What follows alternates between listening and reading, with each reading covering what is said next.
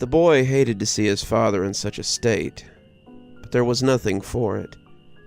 His daddy was sitting on the porch with a heavy jug of whiskey cradled in the crook of his arm, like a baby, as he looked out hopelessly at the dying crops of the field.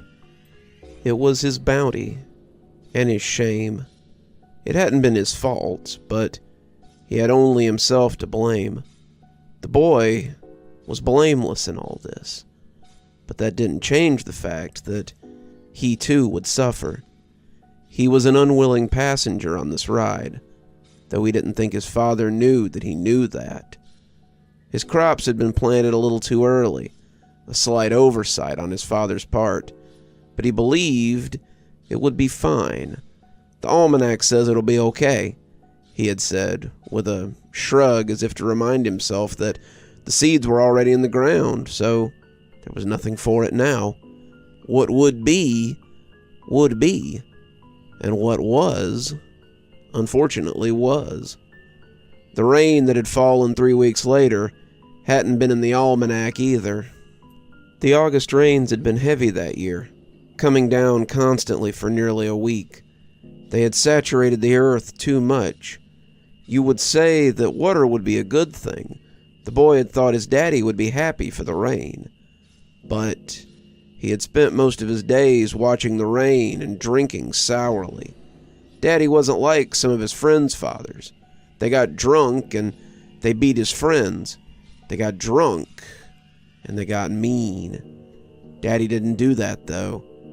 When Daddy drank, he got sad. He sat quietly on the porch and looked at the swollen and rotten vegetables as they bloated in the field. Bloated as his tears that rolled down his face and pattered on his shirt. When the crops had begun to grow despite the heavy rainfall, Daddy had been hopeful. Maybe they'd be okay. Maybe the corn and beans and tomatoes and such would come in after all, and the money they made would be enough to pay the tax man so they could keep their land for another year. Daddy would still have to go back to the mill, of course, but maybe this would be the year that he could cut his hours down to part-time and spend more time doing something he loved, like tilling the land. But when it began to grow, Daddy's hopes had begun to rot on the vine as well. The vegetables looked rotten, their skin discolored and spotted. Most of it proved inedible. Daddy's friends had told him that he'd have to rip it out and plant again. The ground was fertile, rain-fed, and would grow new crops if he planted them. He would have to do it right away. He couldn't waste any time, because if he waited even a little bit, he wouldn't be able to harvest them before winter came. His daddy, however, had fallen into despair. He'd been like this since last winter. He'd been like this since Mama had taken ill and passed in mid-December. The boy didn't like to think about that. Mama had been their rock, and without her, Daddy had seemed lost and unable to find his path. He tried to farm, tried to work, tried to bring things back to normal, but then he would find something of hers, something that he had missed, and he would fall into a powerful sadness all over again.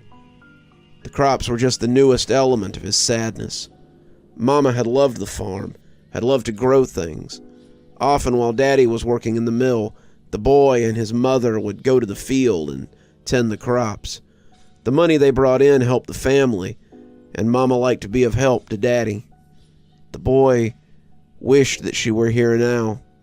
Daddy could use a help now, more than he ever needed one before. Daddy could use a help that the boy might be able to give him. As Daddy sat on the porch and wept, the boy set out to get him that help. The boy had a name, as most people do, but he had come to think of himself as the boy over the past year since his mother's death. His daddy had stopped calling him by his name, just calling him boy or the boy when he spoke about him. Sometimes the boy sat by himself and whispered his own name to himself, touching his lips as the name sounded foreign to his ears, and made them tingle with each repetition. Sometimes when he went to school, his teacher would call his name 3 or 4 times before he would remember that it belonged to him. Sometimes it felt like the boy who owned that name was a different person, a person who had died along with his mother, and his father was the only one who realized it. The boy walked into the woods behind the farmhouse without fear, wanting only to be done with this task so that Daddy might be happy again, so that he could stop crying and begin acting like himself. In the depths of his heart, he somehow believed that if his father wasn't sad, then his mother would come back from heaven or wherever she had gone to, and they could all be happy again. He was old enough to know better, but the heart has a way of tricking us into being hopeful.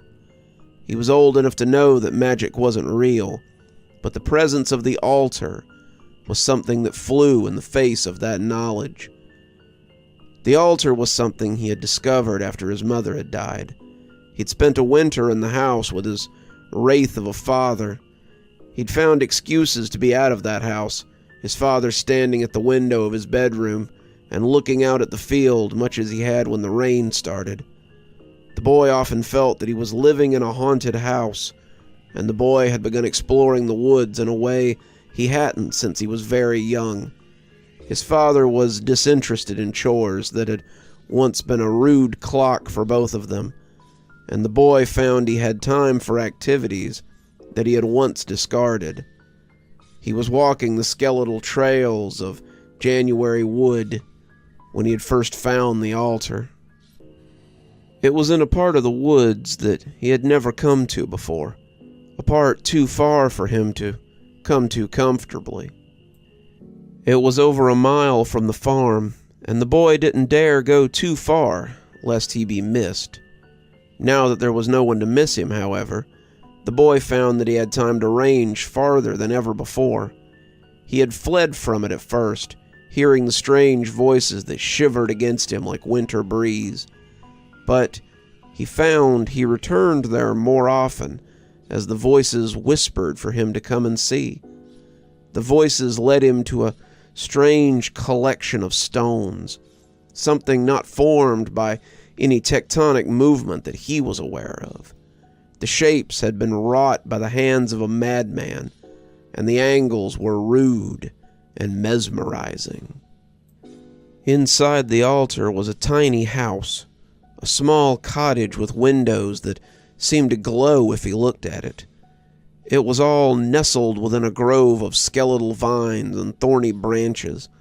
The boy had ducked beneath them carefully, not wanting to get pricked, and it almost appeared that someone had been trying to hide it behind all that spiky greenery. The whispery voice had cheered him on every step of the way, and as he finally stood before the beautiful monstrosity, he heard them clearly for the first time. They told him they were the remains of a forgotten religion, a shrine to a misplaced deity, and with the boy's help, they could be again. The boy listened. The boy absorbed their words, and the more he heard, the more he wanted to hear. He returned many times that winter, cutting back the vines and cleaning up the altar as he tried to make the space holy once more. The boy had never been religious before. His parents had attended church, but none of them had been what you would call devout. As the voice washed over him, though, he felt and saw the importance in a way he never had before. He spent a lot of time at the altar, listening to the voices, hearing the history of the forgotten god it represented. They told of a strange place, a place outside of time, a place where the Green Man did battle with the Pale Lady, his eternal enemy. The two were locked in a struggle as old as time itself, and would likely be intertwined until the universe collapsed. The boy found that he liked listening to the stories, leaning his head against the altar and feeling the vibrations in his bones. Once spring came, however, his father needed him in the field, and he was able to spend less time in the woods. He still maintained the altar, and still visited when he could find the time, but he was lucky to get to the spot once or twice a week. The voices thanked him for helping them, and the boy continued to listen to their history. He heard about places strange and foreign, and his mind was open to the possibilities of something beyond his simple town and simple life. His family had existed in Frazier for generations. The farm they owned had been his great-great-great-great-grandfather's reward for surviving the Civil War and being allowed to return home mostly whole. None of them had ever gone far from the home.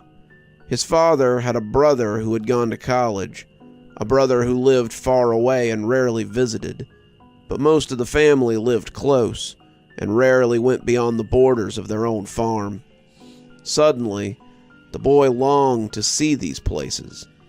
Fortunately, the voice told him how this could be. Unfortunately, the boy knew that he couldn't leave his father right now, no matter what the voices said. His daddy had just lost Mama, and the boy often found himself cooking for him so he would eat. His father might very well waste away without him. He wanted to go, but he was torn between the unknown and the real tragedy of watching his father suffer. The voices assured him that there was time, that they would be here when the time was right, and promised the boy a boon for his efforts. "When the time is right, we will grant you anything your heart desires, but only when you are ready to give yourself fully to our cause." The boy had noticed that the voice was not as strong as it had been when spring came around, and in summer it was little more than a spidery whisper. The growth came back stronger during the hot months, some of it seeming to grow back overnight, and the boy had to be diligent to keep it cut back. He didn't mind. The altar had become his joy in life, and he longed for the times he spent there. The stones told him how they appreciated his tending of them, and as summer waned and fall began, the voices built in strength again. That was good, because the boy had been worried that something had happened to it. As it came back to life at the end of the hot months, it began to tell him again how he could have his reward, and more, if only he would take his place at the side of the green. The boy had resisted, but after watching his father's suffering, he felt he was ready to accept his boon. As the boy came upon the glen where the altar lay, he knew now that the time had come. The voices welcomed him and rejoiced at his return, and when he made his request, they asked if that was all. "Yes," the boy told them. "I just want my daddy to be happy again. I want his crops to grow. I want him to feel hopeful. I want him to stop crying. Please," he begged, before the alien receptacle, "make my daddy happy, and I'll help you in whatever it is you need." The voices chattered amongst themselves, and when they returned, they agreed to help the boy. They agreed, and they gave him a token to wear, a token of their Lord's favor. "Put it on and come with us, for there is much preparation to make." As the gourd slid over his head, the boy was at peace. As his voice filled his head, the boy forgot his name in True and became a vessel for the green. Daniel Mossel awoke the next morning to find that a miracle had happened as he slept. He stretched the ache from his muscles, the cost of sleeping on the porch in October, and discovered that the bloated and worthless vegetables that would likely make up his late-season crop had been replaced by hale and hardy plants that would likely survive the depths of winter. Corn so crisp you could taste it with your eyes. Beans hardy enough to grace a dozen tables. Squash and yams and potatoes and things he didn't even remember planting, and all of it ripe and ready for harvest. He had been as amazed as the boy had been, but as he set to picking, something seemed wrong. Someone should be here with him. Someone should be helping him with these vegetables. But he couldn't think who. His mind immediately went to his wife, but she couldn't help him now. She was dead, had been dead for half a year and more, and it was only ever just the two of them. He wished he'd had a son to help him now, a son to carry his legacy when his bones were in the ground, but wishful thinking would no more make him a son than it would bring the harvest in, and Daniel set to his job. He was already counting the money that Wayne Hauser would hand him at the farmer's market after he loosed his long, low whistle at the sight of all that gleaming produce in the back of his truck. From the edge of the field, the boy looked on through the diamonds of his new eyes. He smiled beneath his pumpkin head, the coquettish mouth turned up in a stitched-on grin. His father was happy, happier than he had been in a long time, and he would be happy for the rest of his days. The green man would see to his happiness now. The boy was certain of that. And when the voices called him back to the woods, the boy went without hesitation. Fall was already upon them, and winter would be here before they knew it. It was time to get started. The green would be served, and the green man would be honored. This would be a Halloween that Frazier would never forget.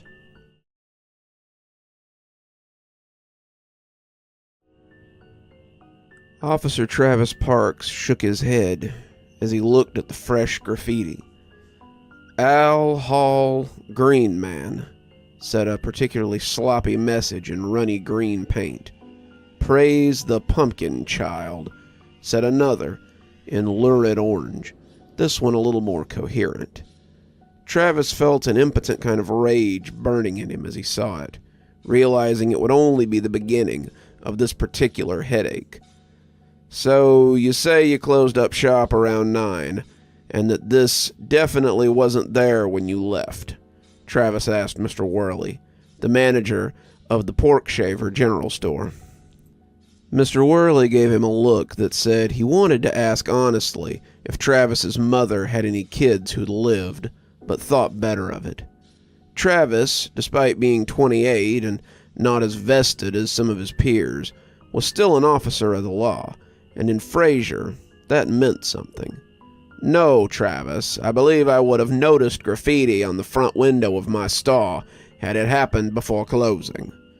Travis poked his bottom lip out and nodded, making a note of it.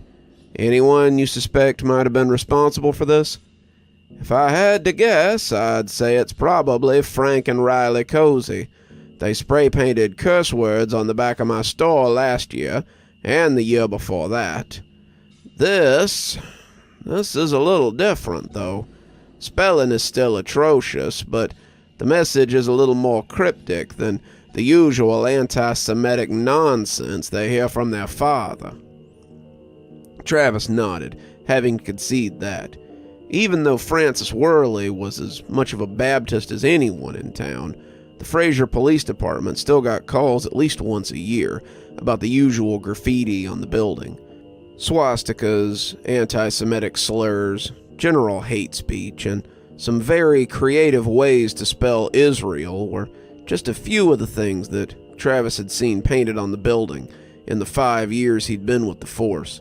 And Sheriff Carl claimed to have seen a portrait of the Fuhrer himself done on the loading bay one year, an image he suspected had been the work of the boy's father, Frank Sr. I'll go make inquiries, Mr. Worley, but you know their father will corroborate whatever story they put forward. Francis Worley just shrugged. Not sure why I pay taxes so my store can get vandalized every year. We both know full well that if I were to blow one of those boys away after catching him in the act, and be lucky to get a job selling commissary at the Stragview canteen counter, let alone walking around as a free man. Travis nodded, commiserating with the old man, but unable to do anything about it. Something caught his eye as he finished making notes, though, a corona of light from the other side of the street. Travis glanced over to the monstrosity that sat there. The new bank stuck out like a sore thumb in a historic town like Fraziers. But the sun reflecting off the glass had given him an idea. Francis Worley might not be able to afford cameras, but the bank most certainly could. What were the chances that one of them might have seen the crime take place at the general store? Better than zero, that was for sure. Well, Mr. Worley, let me go check a few things. There might actually be a little something I can do, depending on what I can find. Mr. Worley seemed to have noticed what he was looking at, and smiled as he put two and two together. You mean that eyesore might actually be good for something? He asked, a smile creeping across his face. Well, will wonders never cease? Travis had once loved the Halloween season, but as he drove out of Fraziers and into the sticks, he found that he wished it was already November 1st. This time of year was good for little else besides headaches, even in a town as small as Fraziers.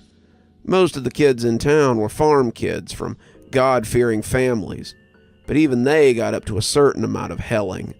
Usually it was little beyond busted-up jack-o'-lanterns and some vandalized Halloween decorations. But every now and again, some kid got a little too into the fun and set a barn on fire or broke some storefront windows. It was a headache for cops and business owners alike, but this was probably the worst of it. Travis had brought Sullivan with him, an older guy with some rapport with the farmers, but it wouldn't do a lot of good. It wouldn't matter if he got their kids on film, with their social security cards in hand even, stating their full name and admitting to the crime. Most parents would tell you it couldn't be their kids and that a mistake had been made. They would cry and beg, and then they'd bail their kids out when you eventually had to take them in. And the Comet would run a story about overzealous police forces and their mishandling of minors when November rolled around. Then, of course, there were parents like Frank Cozy.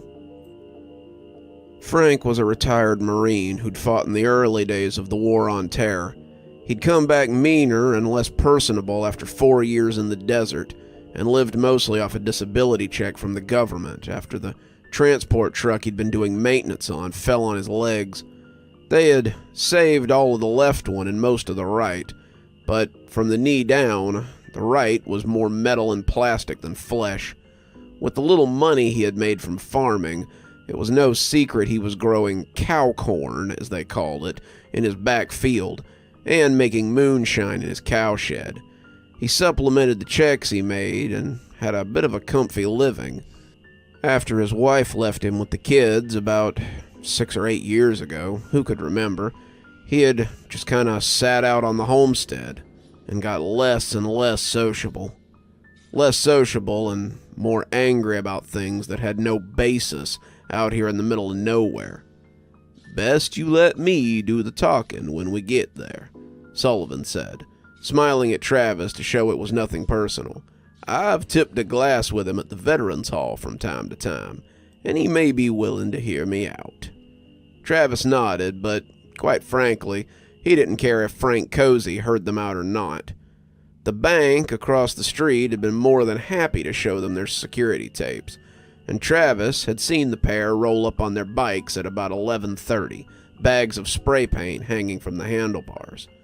They'd been smart, wearing fluorescent orange masks that kind of looked like pumpkins, but the bikes were the same red beat-up Huffies that they had ridden since they could ride at all. They had sprayed the messages on the front of the glass and then pulled off, the whole process taking less than about 20 minutes. Travis had talked to Sheriff Carl about it and had gotten permission to bring the boys in, their father in tow, if need be. As they pulled into the yard, they could both see Frank sitting on the porch, as if expecting company. The red Huffies were parked beside said porch, both plainly the same ones in the video.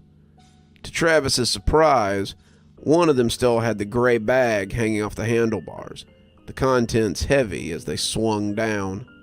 "Let me do the talking," Sullivan reiterated, climbing out as he greeted Frank warmly.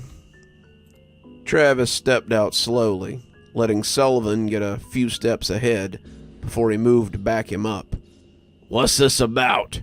Farmer Cozy asked, cutting Sullivan off in the middle of his pleasantries.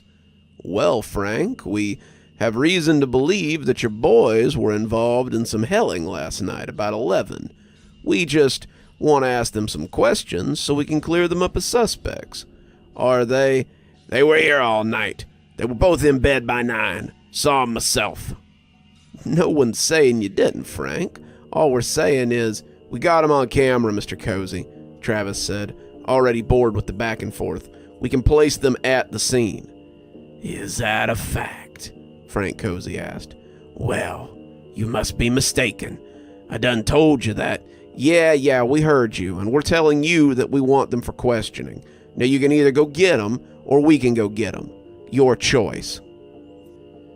Frank opened his mouth to say something that would likely have put him in the back of the car with his brats, but he was saved a trip to the station when his oldest son came out on the porch. Frank Jr. was still wearing his jeans, the same jeans he'd worn the night before, complete with a green smear across one side, and Riley was standing in the doorway not far behind him, in a similar state. Even from here, Travis could see the orange specks on his hands, and they would likely find more in his nail beds if they looked. Frank Sr. gave his oldest a look, clearly not expecting him to be stupid enough to step outside. But if he noticed, Frank Jr. slowed not at all. "He told you what you wanted to know, so why don't you take yourself back to town?" Sullivan looked uncomfortable, the exchange clearly not going the way he'd expected. But Travis smiled knowingly as he pointed to the stain on the older boy's jeans. "What's that, then?" Frank Jr. looked indignant, clearly taking after his father when it came to talking to the law. But one look at his pants, and both generations of Frank clearly knew the jig was up. "Go on then, boy," Frank Sr. said. "You too, Riley. You made a balls up of it now, so you'll have to take your licks." "But Pa," Frank Jr. said, but his father waved a hand at him. "Go on now. Best be done with it. Maybe learn a little something from your stupidity so you don't go repeating it again." Travis had little doubt that the lesson was not to follow the rules of polite society, and was more likely to clean up after committing crimes next time, but it didn't matter much to him. As they climbed into the back of the car, Travis realized that he had gotten off easy, though maybe not as easy as he thought. "I ain't saying nothing," Frank Jr. said, and Travis was starting to lose some of his patience. They had both of them in the station's only interrogation room, but it seemed that neither of them was willing to elaborate on why they had spray-painted the messages. The sheriff didn't really care about the whys. He only really cared that they had sprayed the messages, and that now they would be made to answer for it. Both of them were minors, Riley barely in high school, but they could still be charged for vandalism, and for the previous vandalisms as well, if they played their cards right. The problem was that this didn't fit their usual pattern of vandalism, and Travis was worried that they couldn't make them stick. "We don't really need a statement, boys," he said, trying a different gambit. "We got the two of you on camera doing the crime. What we really were curious about was the message." "I ain't saying nothing," Frank Jr. reiterated for about the 100th time. Riley, however, looked like he might be getting a little tired of the game. "Look, if someone put you boys up to this, we just want to make sure they get in trouble too. You don't have to take all the blame for yourself." "I ain't saying..." "Frank, why don't we just tell them about the..." Riley cowered a little as Frank rounded on him, his eyes containing drops of fire as he dared him to go on. "Shut the hell up, Riley. We ain't saying nothing." But he told us to do it. If we just tell him, then they... Travis surged forward as Frank Jr. swung his hand at his younger brother, catching him by the wrist before he could backhand him. None of that. If you two want to beat each other up, you can do it after you get out of here. Now, who told the both of you to do this? He was looking at Riley as he asked, but it appeared his brother's outburst had cowed him. He sat shaking, not daring to look at his older brother, as the two sat in silence. "Fine," Travis said. "I guess it's just the two of you that can suffer then. The rough estimate on what you did is around $300 worth of damage to the general store. I'm guessing your daddy is good for it, so we can proceed with booking you, and you can wait for..." He stopped as someone knocked on the door to the little room. He told the boys to excuse him and stepped out to find Cheryl, the station's dispatcher, looking unsure of herself. "What's wrong? I'm in the middle of an interview," Travis asked. "Sheriff Carl said he's got another vandal coming in." Travis gave her a minute, waiting for her to explain, but when it seemed that nothing was forthcoming, he prompted her to continue. "So? It's another middle schooler. This one tagged the Legion Hall in the middle of the day." "So?" Travis prompted again, wanting to know what this had to do with him. "He tagged it with the same message as these two. The exact same message." Now Travis understood. This was a pattern, another perpetrator, claiming to have been moved by someone else.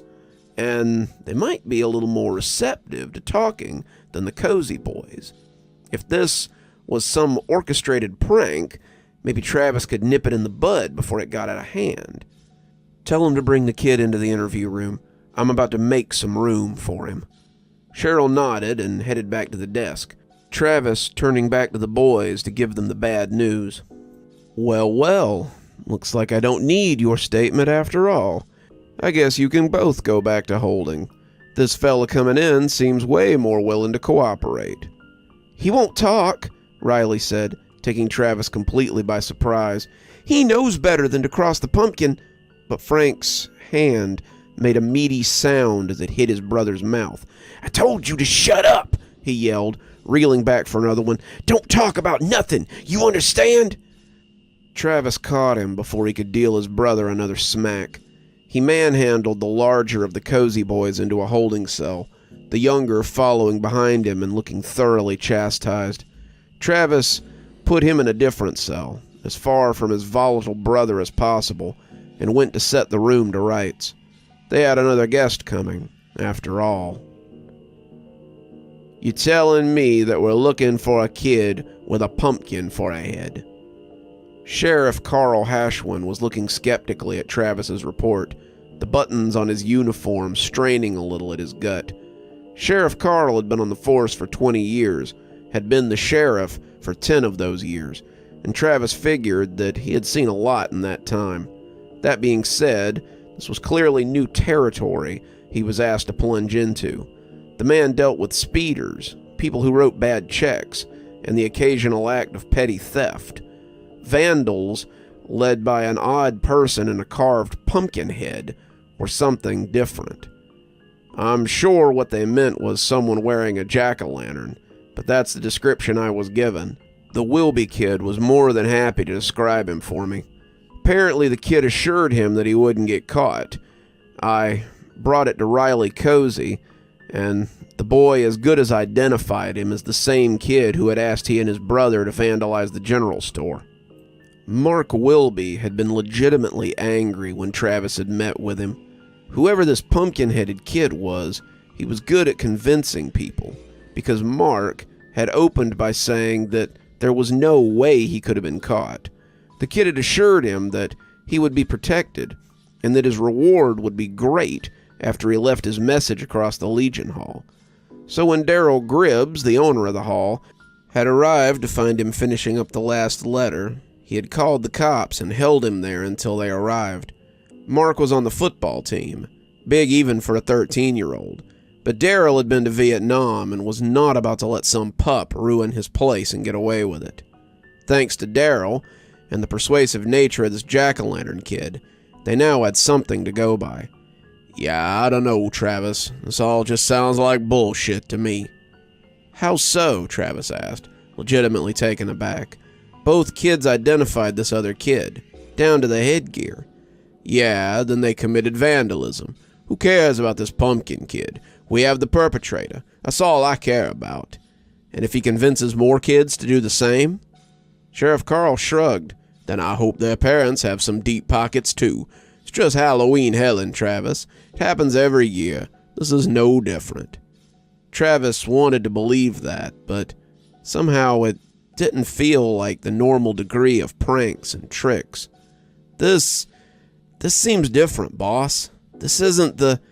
He felt a strange sense of deja vu as someone interrupted him with a less than gentle knock. "Sheriff," Sullivan said on the other side, "you might want to see this."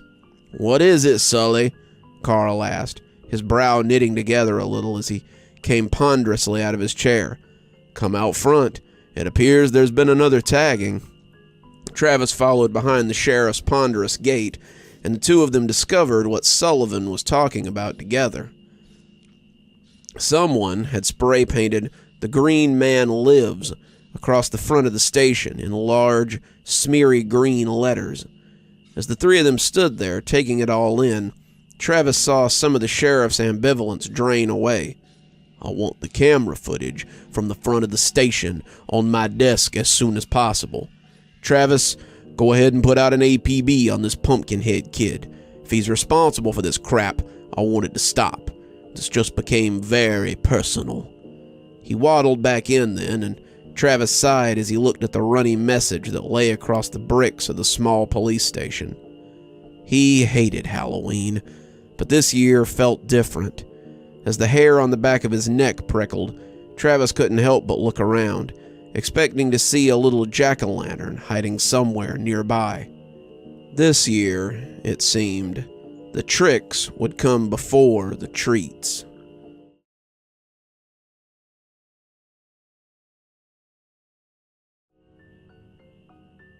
"I heard he's been meeting people in the park so he can ask them to do favors. They say he grants wishes, and if you do him a favor, he'll give you whatever you want. He's been telling people about the Green Man and converting people to his religion. He's a ghost, and he only comes out on Halloween to play pranks on people. He doesn't have a head underneath that pumpkin, and he's trying to steal other people's heads." Travis looked over the notes he had and realized there was likely nothing usable here. Sheriff Carl had advised him to question the younger students about this pumpkin-headed boy, and the reports were as scattered as they were inconsistent. This was indicative of questioning children, but Travis did feel as if he had a few solid leads. He had sussed out the breadcrumbs from the ants, but the crumbs were about as helpful as the actual information. First and foremost, the pumpkin boy did not attend school with them. To their knowledge, he didn't attend school at all, though he had been seen there. He mostly met kids in the park, which was where he recruited them into whatever it was he was doing. Most of them said he took kids into the big hedge to meet them there, but others said it was the old playground behind the new park, where he met with his potential victims. Second was that Pastor Marley had been searching for him too. Most of the kids said that Officer Travis wasn't the first one to ask them about the pumpkin kid. Pastor Marley had become very interested in him and wanted to discover where he could be found. The kids didn't know why he wanted to find the pumpkin kid so badly, but he had been seen haunting many of the same places that the boy had been seen in. Then there were the rumors of the family with the pumpkins for heads as well. They had been wearing them for as long as anyone could remember, and they lived secluded on the outskirts of town. No one had really taken notice of them until now. They were an oddity to be speculated about, but nothing else. Now, there seemed to be some unsettling parallels between them and the ghost boy with the jack-o'-lantern for a head. "Sheriff ain't gonna like it," Gibbs said as he climbed into the passenger seat. Travis shrugged. They had interviewed about 50 kids from grades K to 12, and they had heard a mostly cohesive story. The pumpkin kid was an enigma, a spook, but he was a ghost that others had apparently seen. So, he was either a very convincing bit of urban legend, or he had to be real. Travis wasn't sure which one he liked less. "I doubt he will," he commented as he buckled and started the cruiser. Their police cruiser was an old Crown Victorian that had served in 4 different tours in as many departments.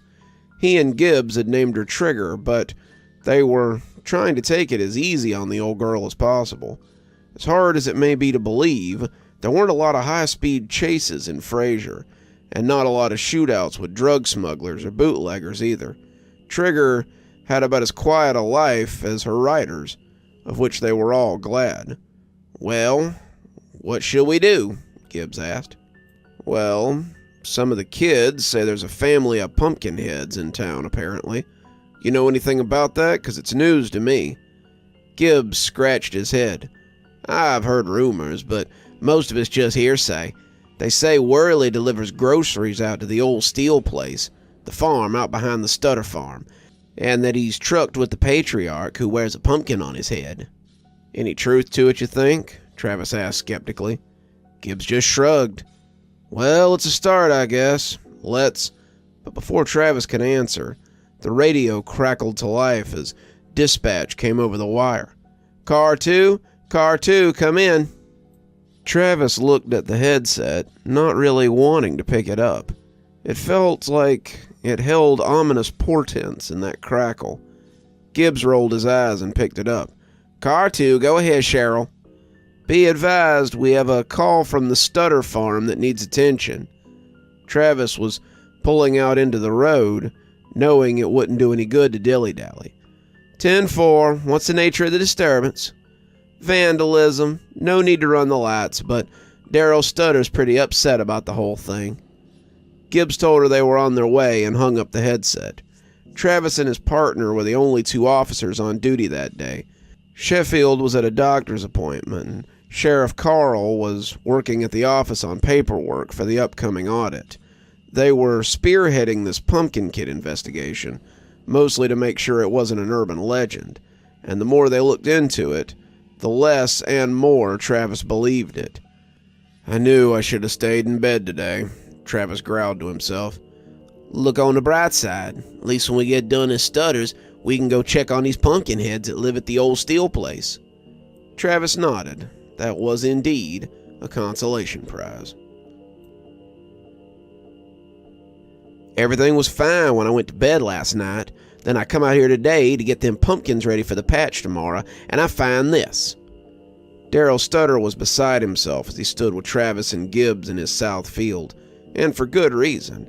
Stutter Farm was one of 5 large farms in the area, and Stutter was known for his pumpkins. Said pumpkins, about 50 in all, though almost 25 were likely damaged beyond salvaging, were now mostly spread across the field. It was a real horror show.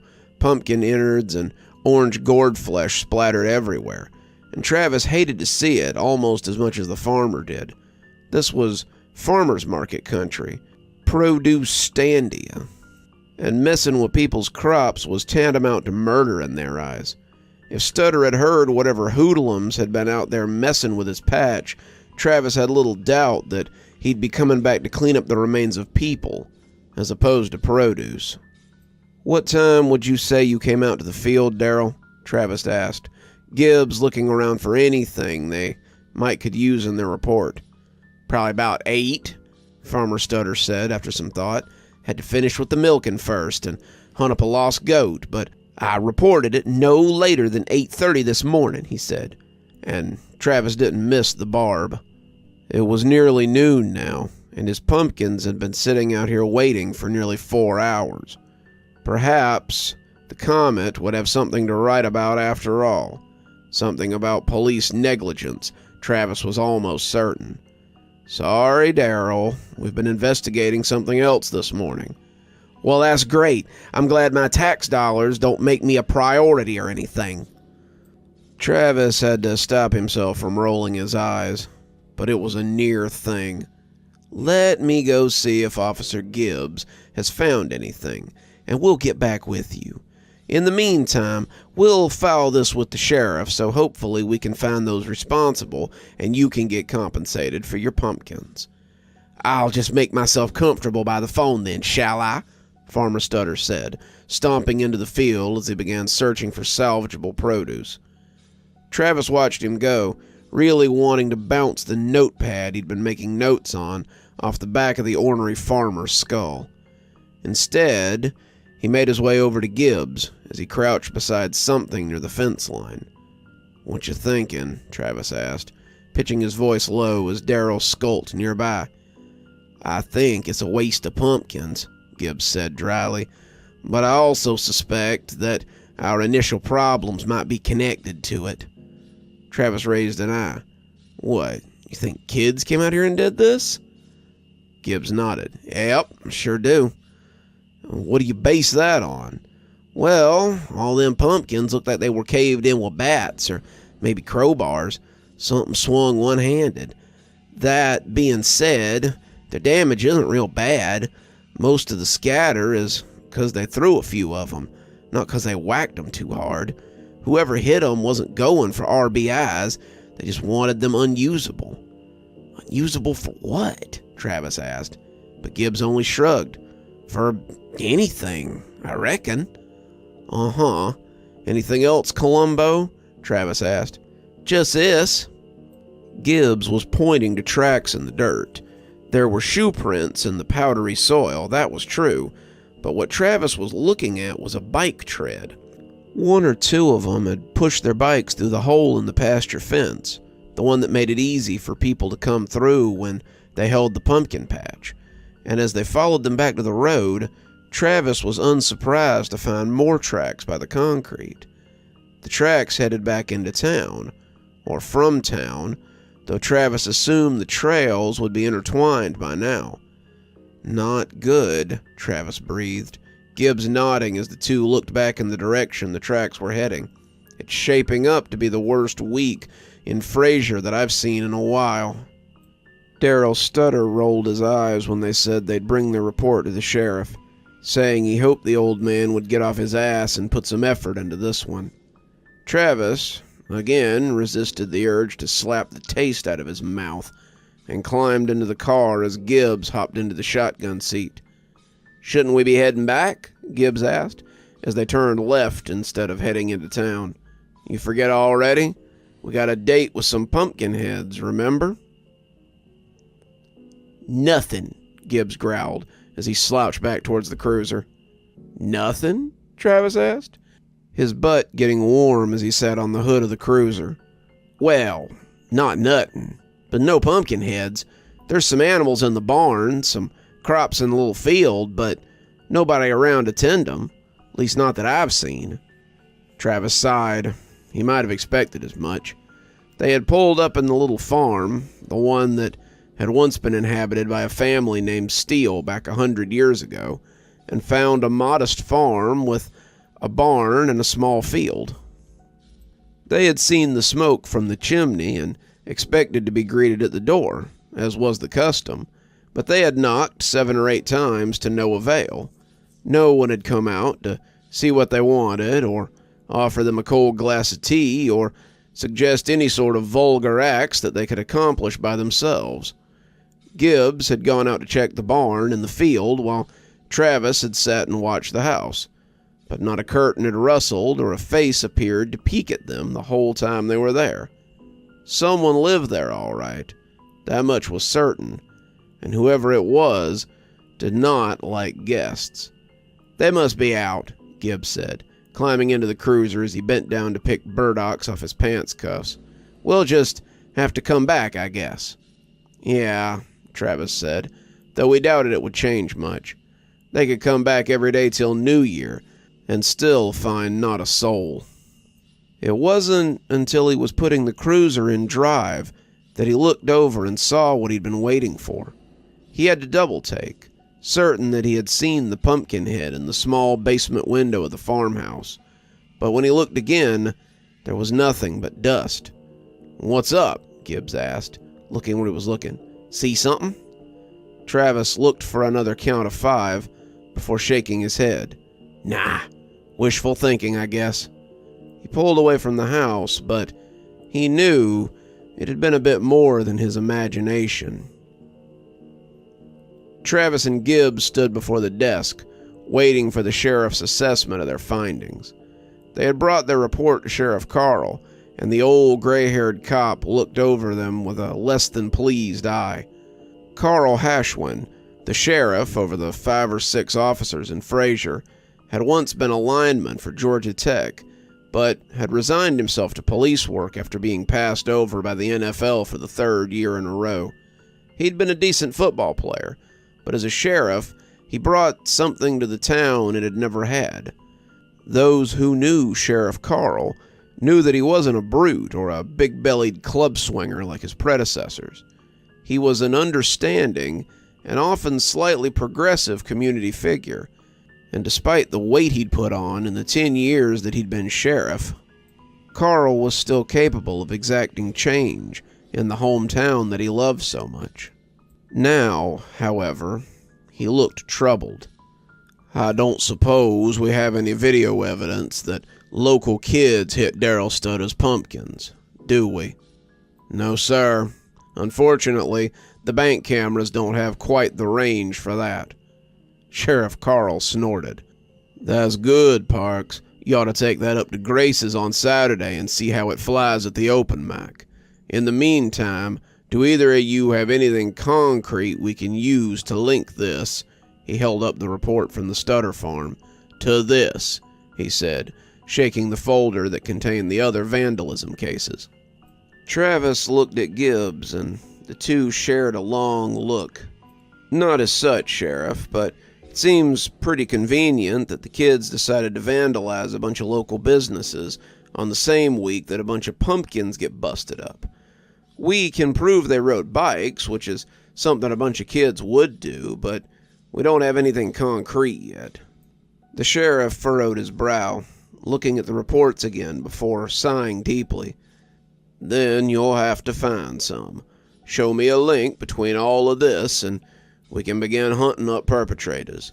Till then, we can't connect the two, and Darrell will just have to mourn the loss of his gourd flesh without compensation." Travis sighed, but nodded. He had expected as much. "In the meantime, why not go and talk to the pastor about this pumpkin-headed kid he's interested in? Sounds like he's working the same trail you are, so maybe he's got some information. If one of you thinks you can stake out the park and catch this pumpkin kid making deals with other kids, then be my guest. If this pumpkin boy is the ringleader, then we need to get him out of the equation. What you have is a start, boys, but you need more." Gibbs and Travis left the office a few minutes later, after being dismissed. As the door closed, Gibbs glanced at Travis and grinned as he set his fist into his flattened palm. "Rock, paper, scissors to see who's got to go talk to the minister." Travis thought about it, his hand slowly coming up to the ready action. The thought of staking out Rutherford Park in late October, as the first fingers of icy wind came rattling off the plains, was less than exciting, and as they pounded out the start of their first throw, Travis felt the chill of the bursted heater and trigger already. Today, however, the universe decided to be merciful. Gibbs groaned as Travis's paper covered his rock, and Gibbs went off to search the park as Travis left on foot for the Baptist church. It appeared he had a meeting with Pastor Marley.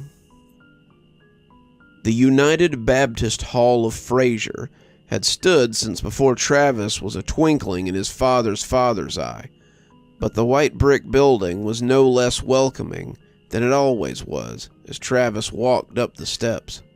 He stopped before going into the doors, looking at the ghost of a spray-painted message beside them. Had Pastor Marley maybe been having some trouble with vandals too, And forgotten to report it? Travis wondered. It would give him something else to ask, he supposed. It had been a while since he'd been here. Easter service, he supposed, but he remembered the layout from his youth well enough. Pastor Marley was always here, taking up residence inside the living quarters above the church, and when Travis came in, he was replacing candles in the chandelier of the worship hall. He looked very small as he stood on the tall ladder, putting the candle stubs in his pocket as he replaced them with fresh candles from the other. He smiled down at Travis as he came shakily down the great ladder, extending a strong, leathery hand for him to shake. Pastor Marley was pushing 60 if he was a day, but when you shook his hand and felt the pump of his strong arm, you believed the rumors that he'd once been a sergeant in the Marines. "Welcome, my son. What brings you to God's house today?" "Well, sir, I was hoping maybe you could help me with something." Pastor Marley invited him into his study, so they could speak on it privately, and as the white-haired man sat smiling across from him, Travis pulled out his notes. "Doubtless you've heard about the slew of vandalism cases around town." "I have. I, too, have come in for some graffiti, though. I've cleaned it up myself and gone along with my day." "Well, we have reason to believe that a single perpetrator is responsible for these things, and it's an individual you've also been searching for." The pastor nodded, not even attempting to evade the question, which was refreshing for someone in Travis's line of work. "You're talking about the pumpkin-headed child?" Travis nodded. "We've heard you're looking for him, too. Any particular reason why?" The pastor seemed to contemplate the best way to answer the question. "I like to walk in the evenings, officer. My walk often takes me from the church to Rutherford Park, where I sit for a spell before continuing on. It's a nice park. At least it was. A few nights ago, I saw a strange child near the old playground. He was surrounded by other children, and I went to make sure he wasn't being bullied. They had him ringed in, and I feared he might be the subject of their aggression before I got closer. I heard him telling them about someone I hadn't heard spoken of in years, the Green Man. He was also talking about the rewards for following his instructions. I called out to them then, wanting them to move away from the boy so I could talk to him, but when they dispersed, he was already gone. I've been looking for him ever since, hoping to stop him from leading others astray, but I sense that he knows I'm on the prod for him, and he's staying one step ahead of me." Travis was nodding as he made notes. "And what is this Green Man?" "Not what," Marley corrected. "Who.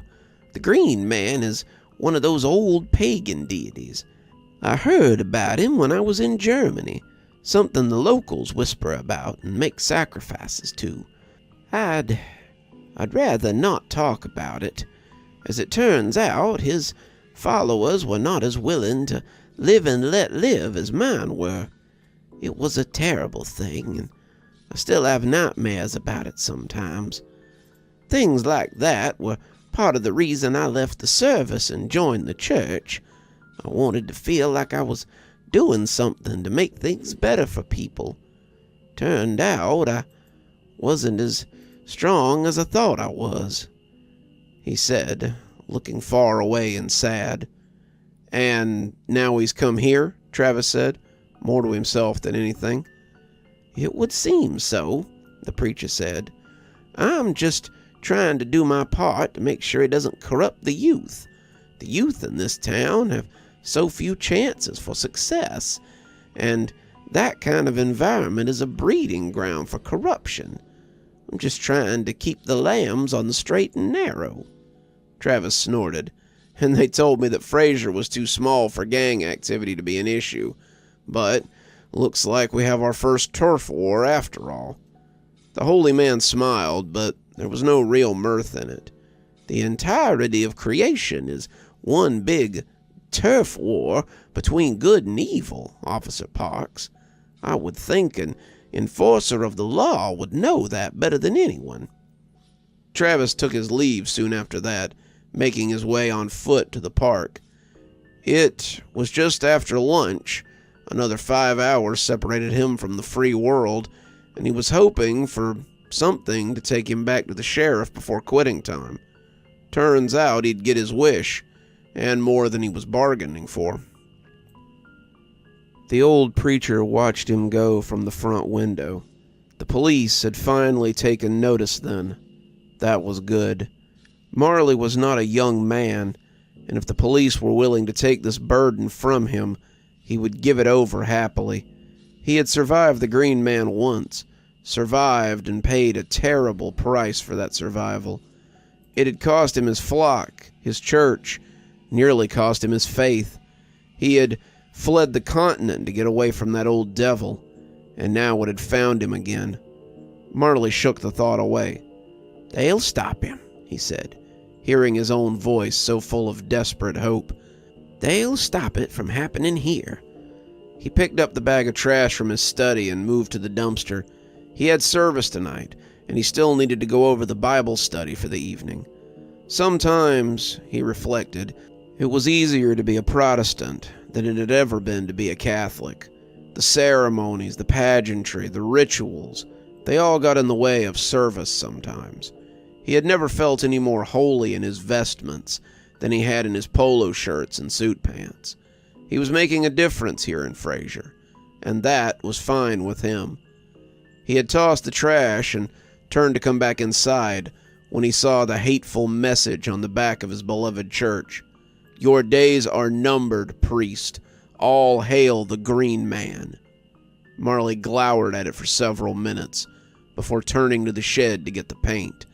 This would need to be covered before his flock arrived.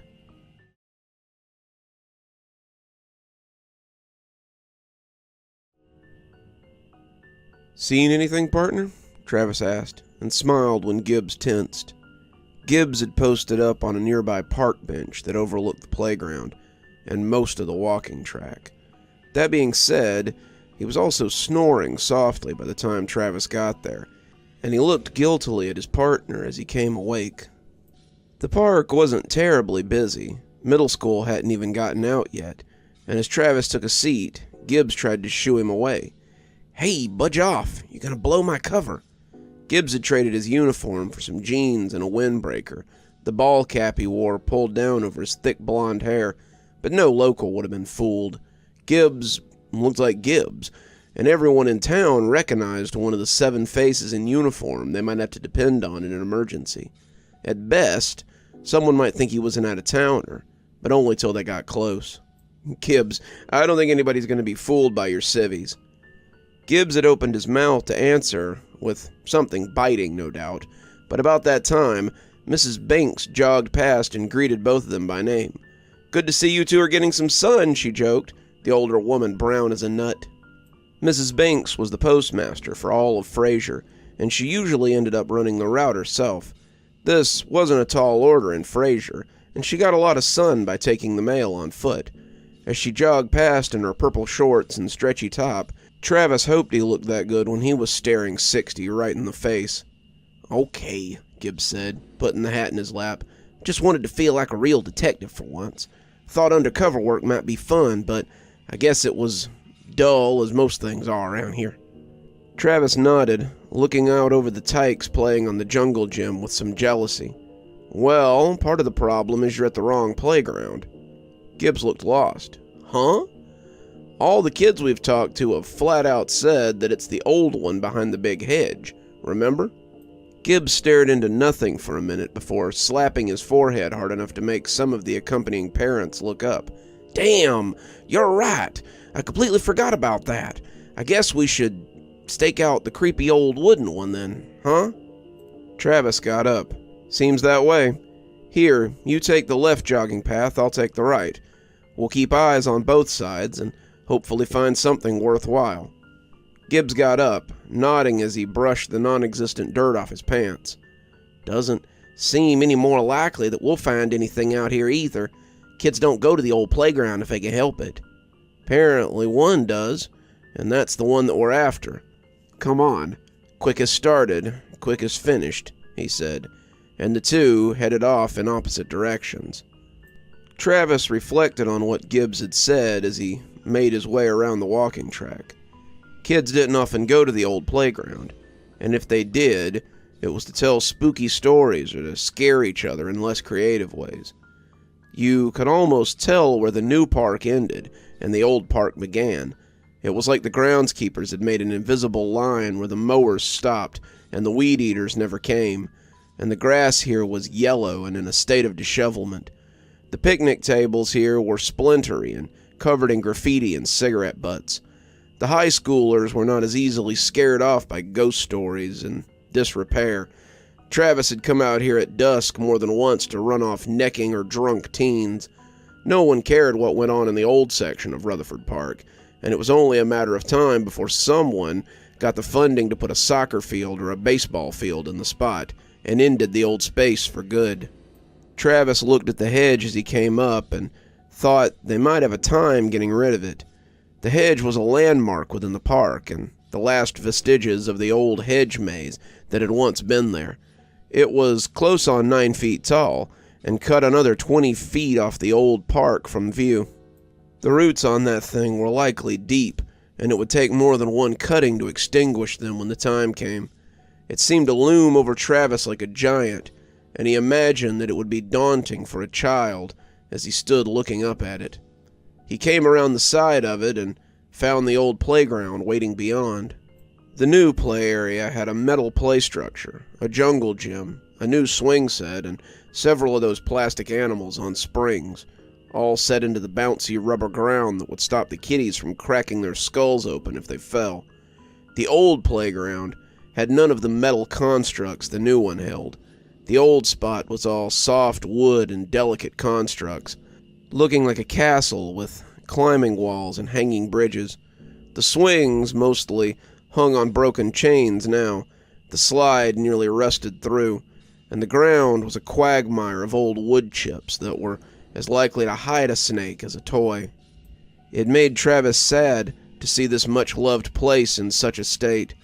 How many times had he and his friends played here on summer days or after school, or with sparklers in hands as they stood in the tower and watched 4th of July fireworks?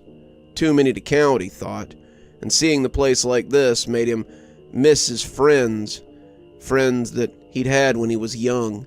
Their faces and names had faded now, all of them leaving after graduation as quickly as they could. Travis had stayed, though, wanting to make a difference in a place he loved, and as he walked towards the structure, he wondered if he had made the right decision. When he saw the flash of orange go by, he thought he might be seeing things for half a heartbeat. When the kid with the pumpkin on his head jumped down from the structure and made his way out of the playground, throwing a backpack over his shoulder, Travis realized what he was really seeing. The kid was in no hurry.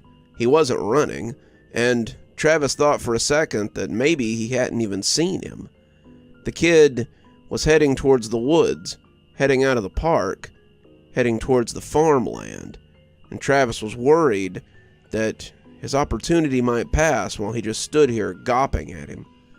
"Hey," he called, breaking into a run as the kid glanced behind him and broke into a sprint.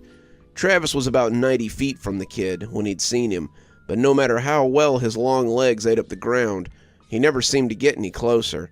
The kid should have been slowed down by the ankle-deep grass he plunged into as he came to the back of the park, but no such luck. He ran in, heedless of the perils within, and Travis paused at the edge of the path as he watched him go. This time of year, it would be easy to step on a cottonmouth or come down on a bunch of ground wasps before the first real freeze of winter could put both of them to ground for a while. The kid disappeared into the back of the grass area, and when Travis heard footsteps grating on the sidewalk, he turned and dropped a hand to his service revolver. Gibbs was out of breath when he came up and never noticed the hand his partner had put on his piece. What happened? I saw you run off, but I didn't. What did..." He dropped onto his butt on the sidewalk and couldn't seem to find his breath as he panted. "It was him," Travis said, also out of breath, but handling it better. It was the kid with the pumpkin head. You sure? Gibbs said, as he teetered on the verge of hyperventilation. How many other kids could it have been with a pumpkin on their head? Gibbs shrugged. Hopefully not many, or this could be harder than I thought. Travis turned back, and that's when he saw the brat sitting at the edge of the grass and looking at them. The orange stood out against the pines and the birches, and it took everything he had to turn away and head back to the cruiser. It wouldn't do any good to chase this kid through the wood. He'd get him. It was only a matter of time. This is getting ridiculous, Carl. I'm out 50 pumpkins now, and my neighbor is out about 30. This is becoming a problem, Sheriff. What do you intend to do about it? Travis had been coming in for his shift the next day when he found Sheriff Carl already meeting with Farmer Stutter in his office. The man had fresh mud on his pant cuffs, and he was doing his best to menace the old sheriff, who looked like a bulldog suffering a terrier. The man was mad about his crops, that much was apparent, but Travis wasn't sure what he wanted him to do about it. Defense of the homestead had always been for the farmers and their hands to handle, not like it had ever really been an issue since the Depression. Are you finished, Darrell?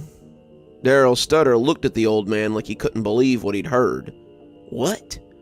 I asked if you were done puffing your chest and were ready to hear what I had to say. Carl took advantage of the shocked silence. I'll have Gage and Dreyfus make regular patrols by the farm until further notice.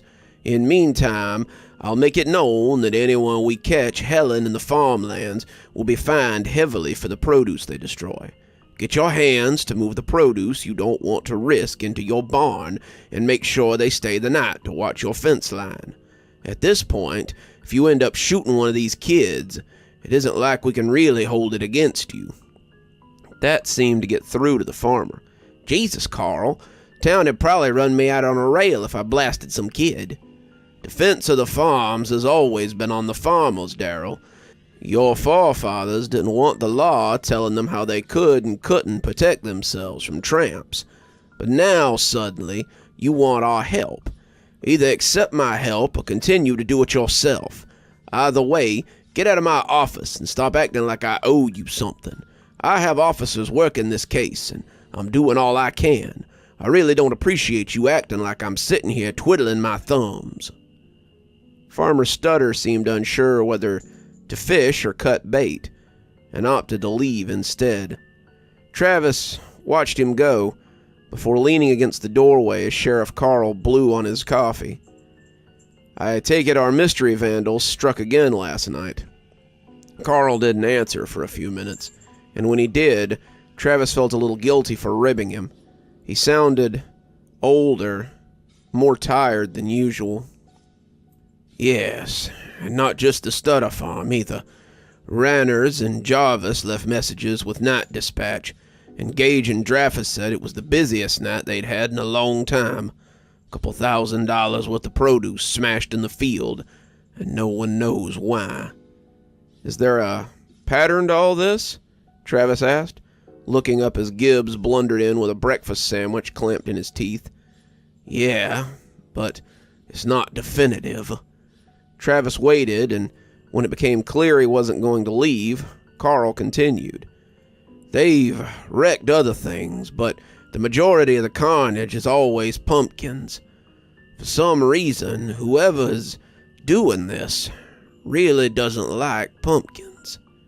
Travis couldn't help but think of the little pumpkin kid he'd seen yesterday, and he wondered how someone so young could be at the center of all this. They leave any new graffiti behind? Travis asked, on a hunch. Carl made a sour face. More of the same. It's all green man this and pumpkin child that. They leave it in orange and green, but last night's tagging was harder to explain. Why's that? Travis asked, Gibbs coming up behind him as he straightened his uniform shirt. 'Cause it was damn near 15 feet up the side of Farmer Stutter's freshly painted barn. He tossed an envelope to Travis then, the front bearing the shaky handwriting that usually marked the evidence bags you saw in holding. That's a List of people I'd like you two to interview today. Most of them are within town lines, so I didn't figure it would take you long." Travis nodded. "We're on it, Sheriff." "Parks," he said, wheeling Travis back around as he turned to go. "I want this closed soon. This is the sort of thing people remember come election time, and I've become very comfortable behind this desk. Help me stay here, and I'll remember it when it comes time for raises. Understood?" "Gotcha, boss," Travis promised, turning to go as Gibbs fell in with him. It was time to get back to work. "What if the Green Man is more to do with them than we think?" Gibbs asked as they left Roanoke Middle School. "Like, maybe it's some kind of cult or something." Travis sighed as he dragged another line across his latest hypothesis. "That would actually make this a lot easier, Gibbs. If we could chalk this up as a cult or something, some kind of huckster that's directing this pumpkin kid, then it would make things a whole hell of a lot easier to figure out." They had interviewed about 20 kids today, another 10 adults that worked at the 3 schools in Frazier. Travis suspected a few of them, especially the boy who'd come in with green paint still on his hands, but most of them had been dead ends or had good alibis. Travis had been kicking around the idea of some kind of subliminal interaction, maybe even some kind of group delusion, but these kids were likely to be missed if they just up and disappeared in the middle of the night. The high schoolers seemed unlikely to waste their time with something like this, but by the end, Travis found himself more interested in the adults that had come with them than the children. The English teacher, Mrs. Hobbs, had insisted on staying with the middle school students that Travis interviewed, saying they deserved someone in their corner to make them feel comfortable. Travis was all for advocacy, but she seemed to be trying to lead a few of the students in certain directions when it came to the questions. At the elementary school, it had been Mr. French, who had taught 5th grade since Travis was a kid, and at the high school, it had been Mrs. Davies and Mr. Draper, both physical education teachers. He hadn't noticed the pins until Mrs. Hobbs, but he felt like Mr. French had had one too, and the coaches at the high school had definitely been wearing them. The round pin with a blue backing of a snowflake had been unique and had stood out against the jack-o'-lanterns and leaf pins they'd seen some of the others wearing. Some of the kids had been wearing them too, and when Travis asked Mrs. Davies about it, she had laughed and waved it off. They were just a popular fad at the moment, she said, and she had gotten one after seeing the kids wearing them. Walking through a group of girls that came up the steps, Travis definitely saw a few of them in evidence, but their meaning eluded him. "Think about it," Gibbs said, as they made their way to the parking lot to collect the cruiser. "Maybe this Green Man is like a cult leader or something. Small towns are always supposed to be good places for cults and predatory religious groups. This could be some kind of hostile takeover or encroachment or something." He elaborated as best he could, but Travis wasn't really listening as the cruiser came into sight. The flutter of paper from beneath the wiper blade had caught his eye, and he took it out as he squinted at the message that someone had left him. "Meet me at the parking lot of Crites. I want to help." Gibbs read the message over his shoulder, looking back at Travis questioningly. "Sounds like a trap," he said, looking around for people who were lurking. "Probably," Travis said, "but it's our best lead so far.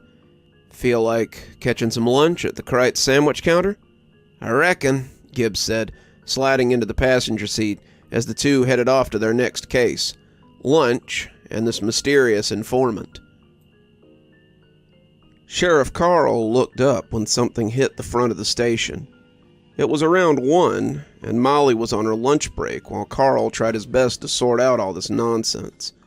He already missed the days when the worst he had to think about was arresting some farmer that the DA or the feds wanted for making too much moonshine or growing pot in their back field. Frazier was a quiet place, and the usual Halloween headache was little more than some light vandalism or some houses that needed to be cleaned up. This, however, was beginning to look like something else. This was beginning to resemble anarchy. Something thumped near the front door, but Carl shook it off and got back to work. It's probably the FedEx guy dropping off something anyway. If he needed to sign, he could wait till Molly got back. Carl was doing important work right now. There was a connection here. He could see it, but it was like trying to put a puzzle together without the box. He could see a picture forming, but it didn't mean anything to him. The pumpkins were part of it. The green man was a part of it. The kitties and the Pumpkinhead kid and the messages on the wall, it was all a part of it. The problem was, Carl didn't know what it was. When he heard glass breaking, Carl jumped and threw his pen halfway across the room. It hadn't been the sound of glass shattering, but it had definitely been glass cracking. He got up and headed around the desk, feeling like someone woken up by pebbles against their window, and he stepped out to find a crack running through the glass of the sheriff's office front window, and 3 smashed jack-o'-lanterns on the stoop out front. He would have thought they were pumpkins, but the last one, the one that had made the crack, had left the imprint of a grinning orange splat on the surface. Carl walked out to find the sidewalk empty, but a sudden rustle to his left made him reach for his gun and swivel. It was a note stuck on the stem of one of the jack-o'-lanterns, and Carl reached for it with shaky hands as he lifted it off. "Stop meddling in our affairs and get out while you still can." "I'm getting too damn old for this shit," Carl said, looking out as if expecting to see a little pumpkin watching him from the shadows. Travis started to just leave when he watched the guy in the London fog come walking in. "Hell no," Gibbs said, picking up his tray and starting to leave. "Absolutely not. Sheriff Carl probably write us up just for being seen at the same lunch counter as this fella." Travis put a hand on his arm, and Gibbs looked at him skeptically as he sat back down. "Are you serious? After the story he wrote about you last 4th of July? Travis could feel his teeth groaning in his mouth as he gritted them. "I don't want to talk to Nathan Casterly any more than you do, but if he has information, then we need it." Nathan Casterly was not well liked around the bullpen, and with good reason. Casterly wrote for Fraziers' only newspaper, The Comet, and most of his stories were a little more sensational than was strictly needed in a town with 5 traffic lights. He wrote the sort of stories that you'd see in a big-time paper, things like City Hall scandals and incompetent leaders' exposés. His favorite subject lately had been the police department, and how they did little more than sit around like lazy hounds until it was time to break someone's skull open. He'd written up Travis last summer for harassment after his car had been towed during the 4th of July parade. He had left out the part about how his little coupe had been parked in a handicap spot, but the article had done little to hurt Travis's career, all told. Travis had his best stony expression prepared for the little paper pusher, but when he turned around to look for them, Travis could tell this wasn't the usual Nathan Casterly of times gone by. Nathan was a mess. His hair was disheveled, the bags under his eyes looked packed for a week-long stay, and he looked around fitfully as he went to sit with them. Travis had taken a booth away from the front window, and Nathan nodded as he took a seat. He glanced around again before settling in and thanking them for coming. "Yeah, well, if we'd known it was you who'd left the note." I know. I'm probably the last person you want to see right now, but this is serious." Gibbs rolled his eyes. "What's wrong, Nat? Some politician steal your girlfriend?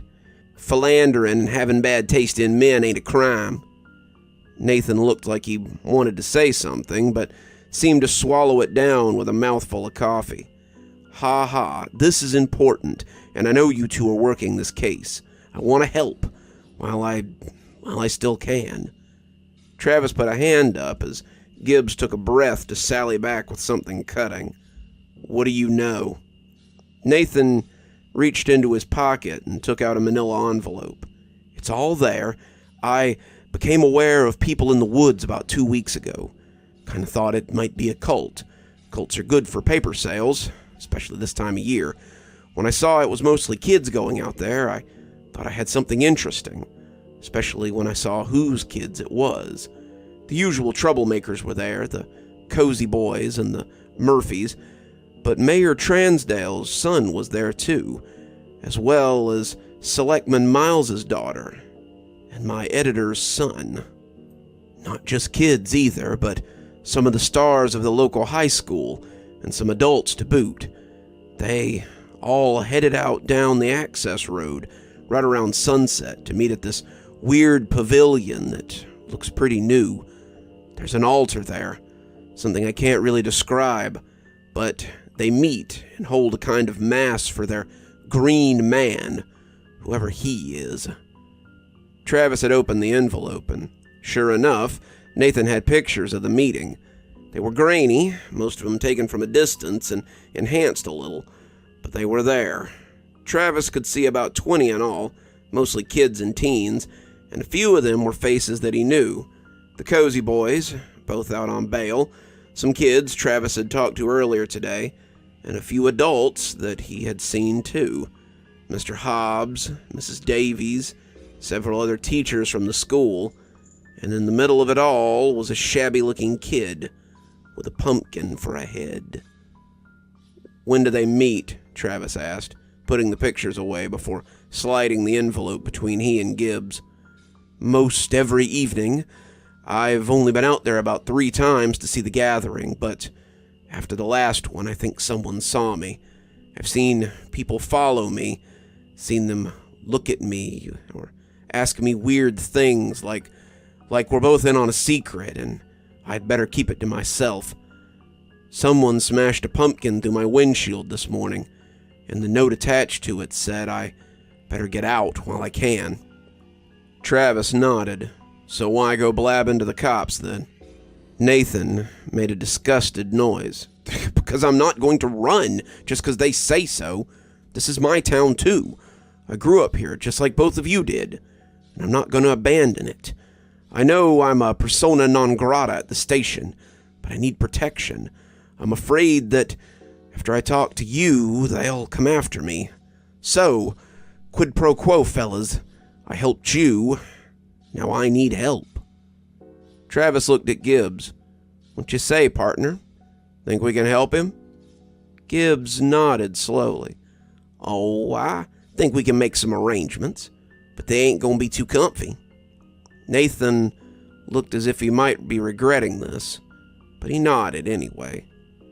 A half-hour later, Nathan Casterly was secured in a holding cell as a person of interest and a witness in an ongoing investigation. Sheriff Carl said they'd keep an eye on him, and as Gibbs and Travis left the station, Travis couldn't help but check the sun.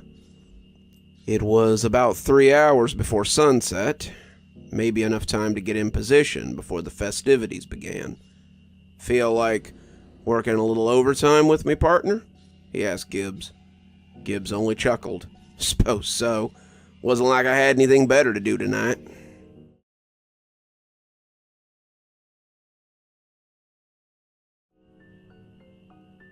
Pastor Andre Marley knelt before the altar, praying to God for a bountiful harvest. "Lord, give me the strength to do what must be done, and the serenity to know when the time to strike comes. Protect me as I go about your works, and bring me safely back home again. Amen." Pastor Marley knew it was blasphemy, but he pressed his lips to the rosary before sliding it back into his pocket and moving to the rectory to get his tools. It was time to go to work. Pastor Andre Marley, once Father Andre Marley, had been a member of the Catholic Church since he was 17. He had taken his vows, been vested and consecrated, and had taken to church life well. He had a parish in Northern Europe, a little town on the French border, and that had been his first encounter with true evil. Marley went to his knees beside his bed, as he had done 1,000 times before, but reached beneath as he pulled out an unfinished wooden box. He had left the church, become a lapsed Catholic, but he couldn't bring himself to be rid of the trappings of his former life. The box was where he kept his robes, his collar, his tools of destruction. He placed the box on the bed, sliding out the robes and vestments as he made ready to do the Lord's work. He brought the robes to his nose, inhaling the smell of another life.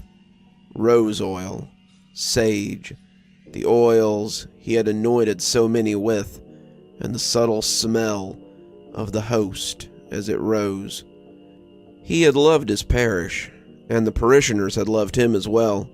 He had been a pillar of the community, the glue that so often held them together, but it hadn't stopped the incursion of evil in the end.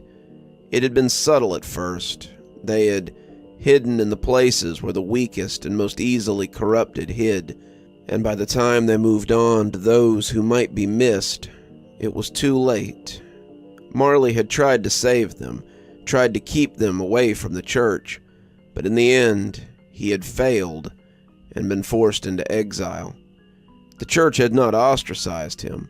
They had celebrated his work and told him that he had fought against evil as hard as any of them, but Marley had known better. He had gotten lax in his efforts, or so he believed, and his flock had paid the price. He had cast himself out and gone as far from the influence of the green man as he could. The robes still fit, and he slid the holy water and the vessel for the host into his pocket before sliding the familiar stole around his neck. It had been a long time since he'd worn them, 15 years at least, but they fit just the same. It always made him feel powerful to wear the vestment of his faith, and if he died tonight, he hoped he would lay forever in them, wherever it was that he fell. He walked out of the rectory, sliding his hands along the smooth walls of the church for what could be the last time. The church had been his home for the last 5 years, and it was one of the best houses of God that he had found himself in since his conversion. He had wallowed in his exile for quite some time when he had first left the faith, and going amongst the Protestants had seemed a fitting punishment for his transgressions. What he had found, however, was that they really weren't so different than his Catholic brothers. Some were good, some were bad, but they all held to their faith fiercely and clung to it tightest in times of need. As he went into the garage and slid behind the wheel of his Ford Ranger, he hoped he would see this place again, though he felt a aching knowledge in his guts that he wouldn't be back here. He hadn't been able to fight the Green Man when he was younger, but he could fight him now.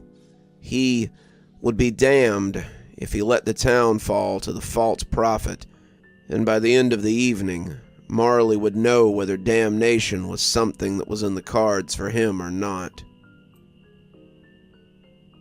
"This idea seems less advisable the longer we go on about it," Gibbs said, as the two of them stalked through the woods at dusk. "Then go back if that's what you want," Travis said, keeping low as he tried to keep the limbs from grabbing at him. "Shoot, just 'cause it's a bad idea doesn't mean I'm not going to see it through." They'd come to the end of the road just before sunset, and had parked the cruiser a little way down so they could walk up. Badges or not, it seemed like a bad idea to just head up to a place where you suspected they might be hosting a gathering of hellions and start trying to arrest people. As they came up through the woods, they crouched more than once as headlights passed by. People were heading towards whatever it was that was at the end of the access road, and Travis meant to find out if it was the group that he had been looking for. "What are we going to do once we get there?" Gibbs asked, the setting sun making the slight glow on the horizon all the more ominous. Something was brewing up the way, and Travis was afraid of what they might be seeking. "I guess we'll call it in," he said. "Guess if we can get Gage and Dreyfus up here, we can start making some arrests. If we call Sheriff Carl, he might even wake up everyone and get the full brunt of the police force down here to round everybody up." Gibbs nodded, the logic pretty sound, but Travis knew tonight would be mostly recon. Tonight would be a lot of writing down tag numbers and studying faces from the tree line so that they could ambush people in the light and get some answers. Tonight would be about escaping with their knowledge so they could unravel this case away from the danger of a group of hellions. "You hear that?" Gibbs whispered, pricking his ears like a dog who's heard a rabbit. Travis listened, and finally he picked it out from the sound of frogs and crickets. It was the tock, tock, tock of hard heels on rock. "Get low," Travis whispered, both of them crouching in the scraggy trees. Gibbs had his gun out, something Travis hadn't quite dared, and as the footsteps came up the road, he saw the silhouette of a man in long robes. He was walking determinedly up the center of the road, his hands shoved into his pockets, and as he passed them, Travis got a good look at his face in the rich, dying light of the day. Is that Pastor Marley?" Travis stage whispered, as the man moved up the road and clear of earshot. "Looked like. Where do you think he's heading?" Travis watched as the black-robed man made his way up the road, nearly invisible amidst the dying light. "Same place we're going, it looks like. Come on, he might need help." They went a little quicker now, their recon possibly turning into a backup operation. Wherever the preacher was going, he looked ready for a fight, and Travis hoped he was ready for whatever was waiting for him up ahead. Marley had parked his car near the end of the road and sat behind the wheel preparing for a few minutes. He prayed again for strength, for peace, for the serenity to use the gifts God might give him. This could be the end of him, he knew that, but doing nothing would be the end of his faith, and that was unacceptable. He'd given up his faith once. He was not in such a hurry to cast it aside again. The police had become aware of the pumpkin boy less than a week ago, but Marley had been keeping tabs on him for closer to 2.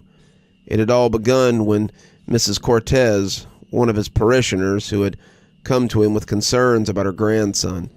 Mrs. Cortez, like him, was a lapsed Catholic who had found a home with the local Baptists. Her grandson, David, had fallen in with a bad crowd, and when she had said as much to Marley, he had laughed without meaning to.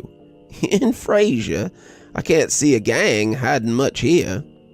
"Well, not a gang per se," she said, seeming unsure. "He leaves in the night when he thinks everyone's asleep and comes back early the next morning." David, the boy in question, was 11, and Marley thought it unlikely he was simply going out into the night. "Is this the same David that needed to be picked up early from the retreat 2 years ago because he was afraid of the dark?" Miss Cortez had furrowed her brow, believing she was being mocked, and Marley softened as he changed gears. "I'm sorry, Miss Cortez. I didn't mean to make light of your situation. I'll say a prayer for him, and unless you'd like me to speak with him, I'm not sure he'd take an old preacher any more seriously than his own grandmother, but I will try." "Would you?" she said, brightening. "It might make a world of difference.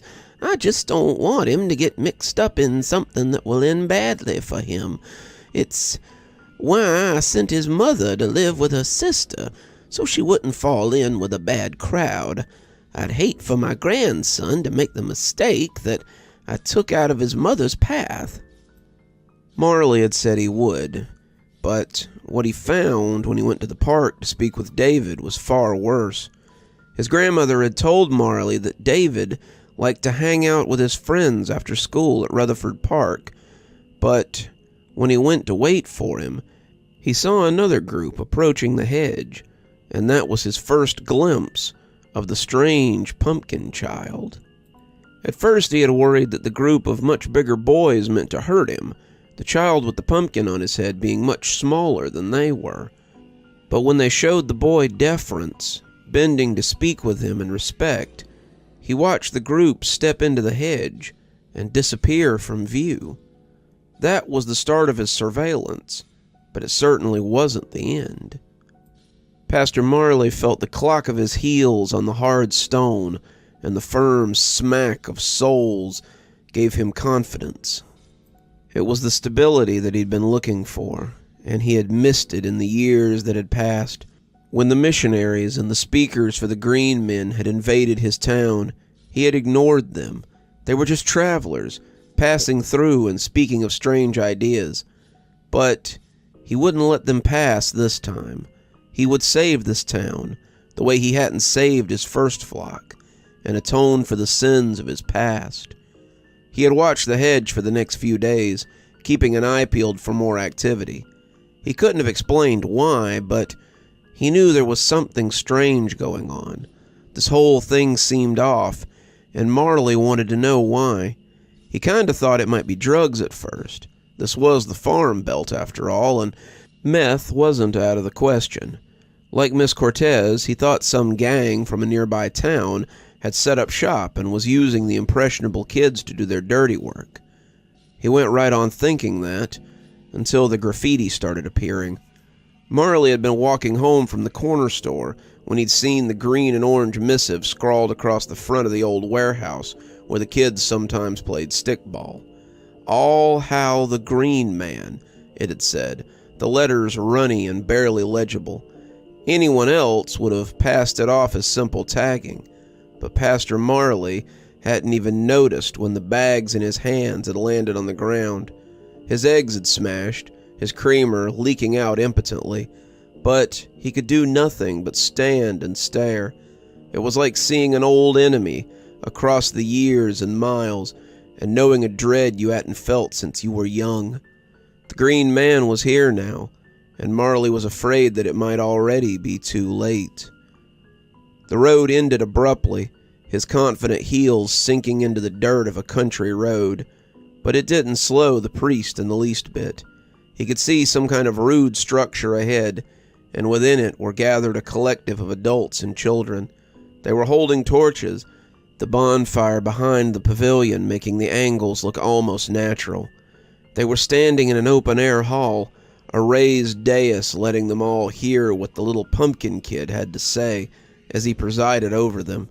The bonfire cast his shadow long across the ground, and as Marley came to the edge of the gathering, he felt the eyes of the child rest on him. No, not the kid's eyes. It was the eyes of the adversary.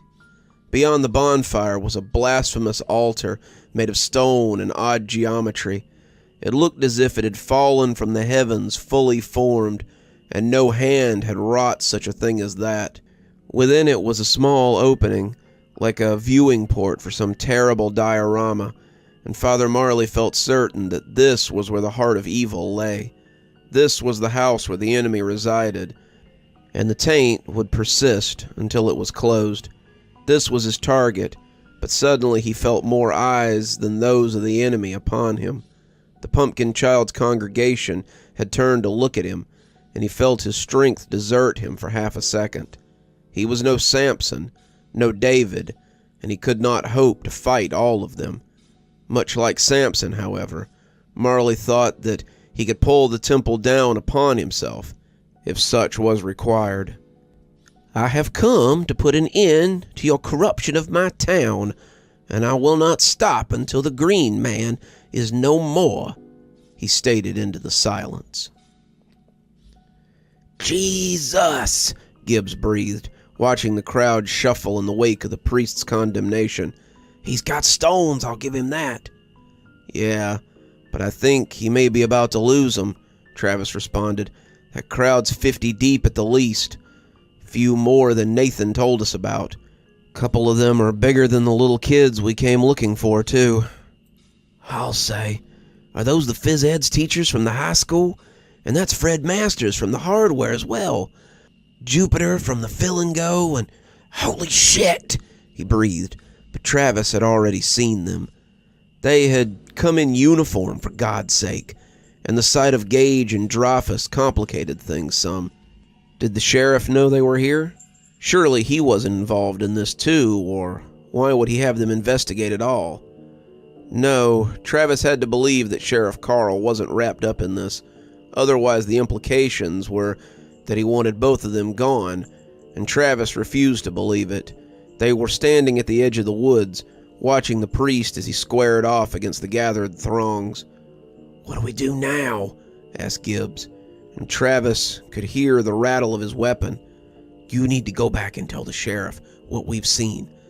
I'll keep an eye on the preach and make sure he doesn't bite off more than he can chew."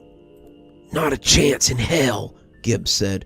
"I'm not even sure the two of us can help the old preacher, let alone just you." "Yeah, and when we both get our fool selves killed, then who's gonna tell him what's going on out here?" Gibbs smirked, shaking his head. "Nah, you ain't getting rid of me that easy. Come on, partner.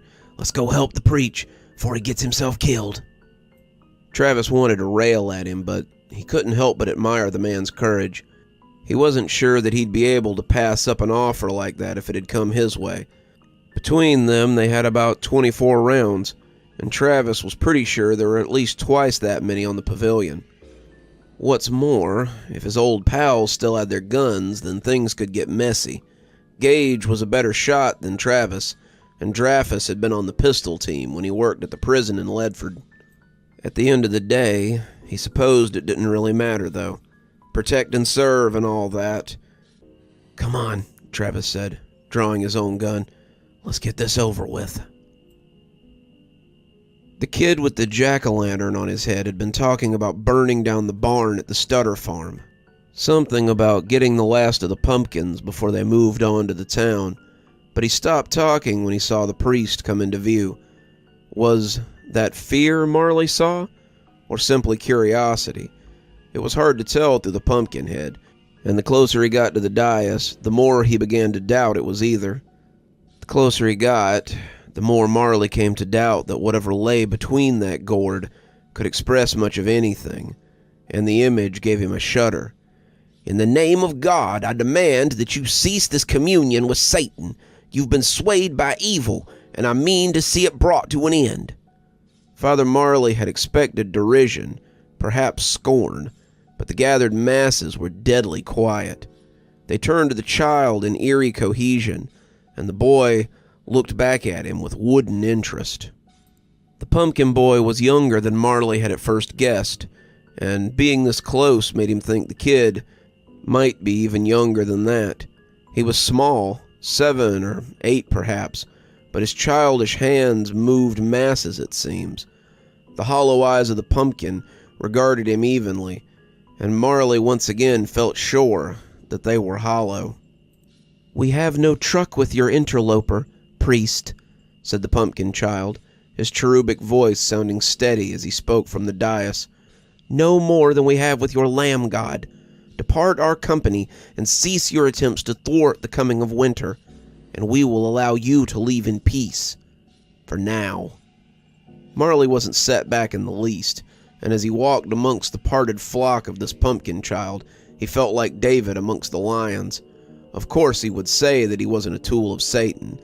Few who served that imp said as much, and the interloper was present in many works. The idea that this green man might be something beyond his kin never occurred to him. In that moment, Father Marley was doing the Lord's work, and he meant to see it completed. "Repent, child. It isn't too late. You have a demon in you, a demon that has infected these that you've gathered here as well. Repent and cast it aside, and I will sunder it from you." There was no smirking contempt or lashing challenge from the child, only nodding assuredness. "You may find, priest, that there are more things than heaven and hell in the wide world, though it may be too late once you learn them." The crowd began to circle him as he prayed, but the priest had known they would. He was prepared to die for his endeavors, knowing full well that it would be better than the alternative. He had run from them before, run from his church as the devil came to him, and that had been his reason for leaving. As he hid in the forests that surrounded the town, praying for deliverance and hearing his parishioners scream in agony, he had felt the disapproval of his God. These Protestants may speak of God's love and forgiveness, but many of them had forgotten about God's wrath.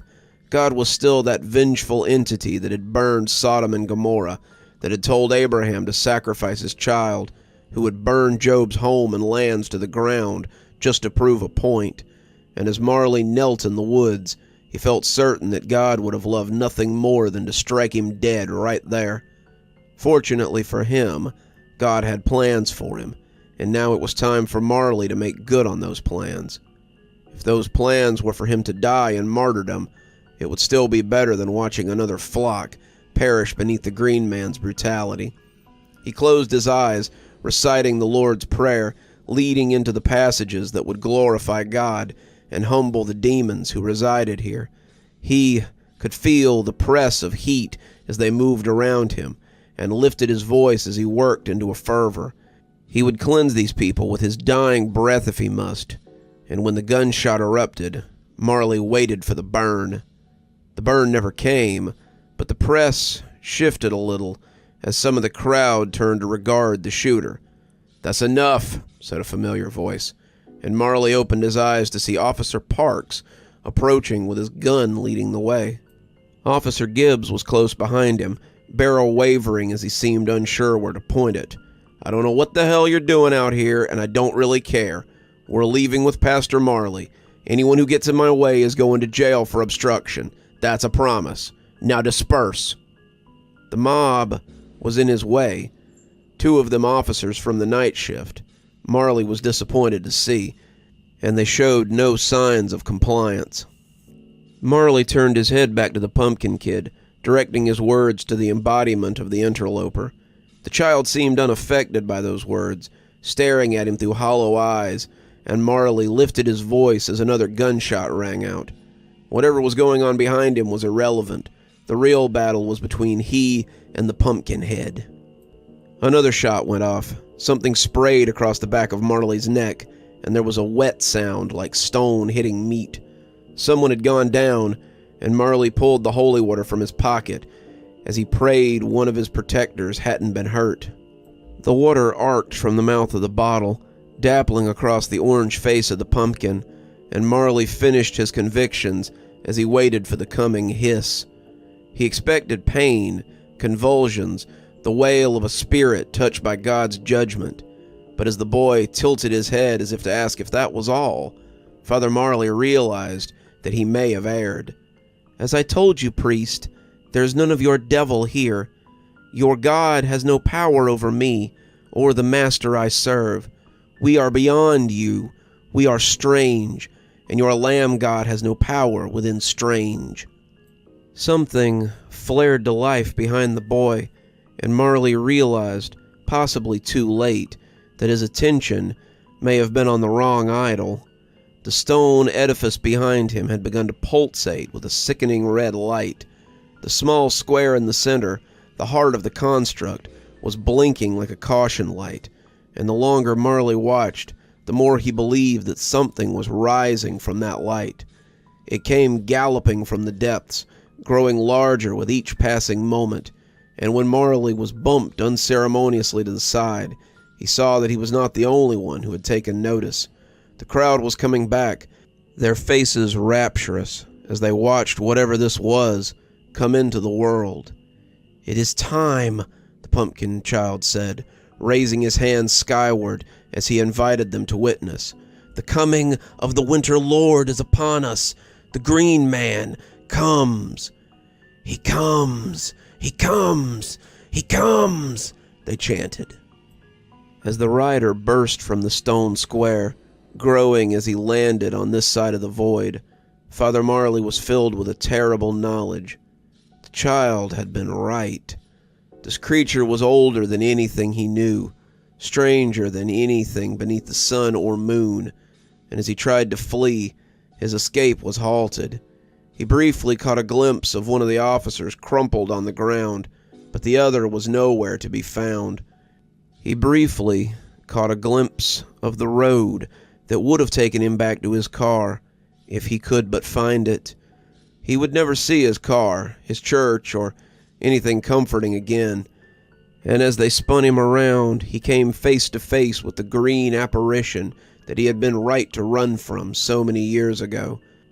He was mounted on a black horse, sleek and skeletal, and when he turned his armored head towards the priest, he was struck dumb by the power exuded from him.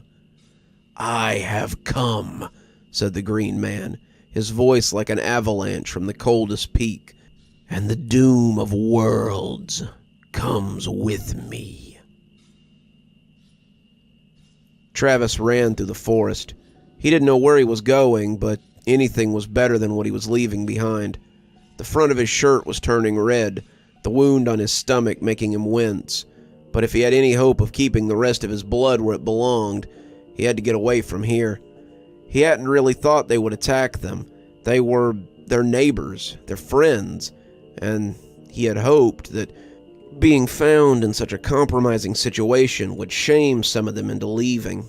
When he and Gibbs had broken cover, Travis fired a single shot in the air to give the preacher time to run. He had hoped some of them would cut and run as well. Instead, they had been forced to shoot a few of them before whatever that thing had been came out of the weird stone box.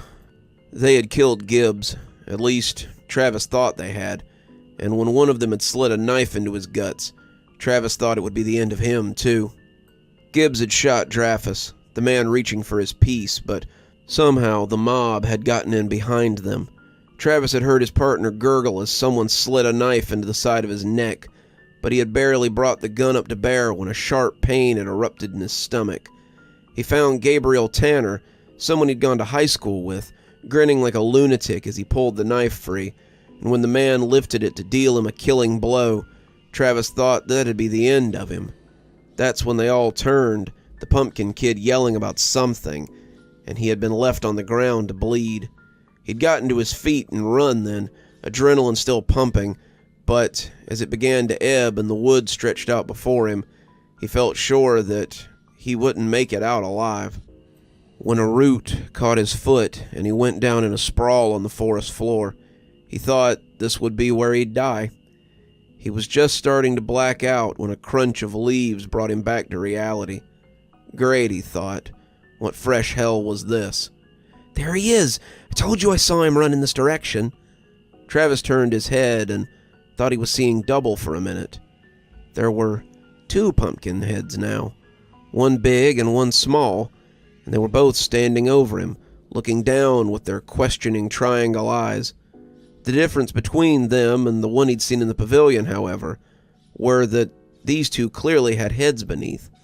As he passed out, Travis wondered what he had been discovered by, and whether he would wake up on this side of the veil or the other.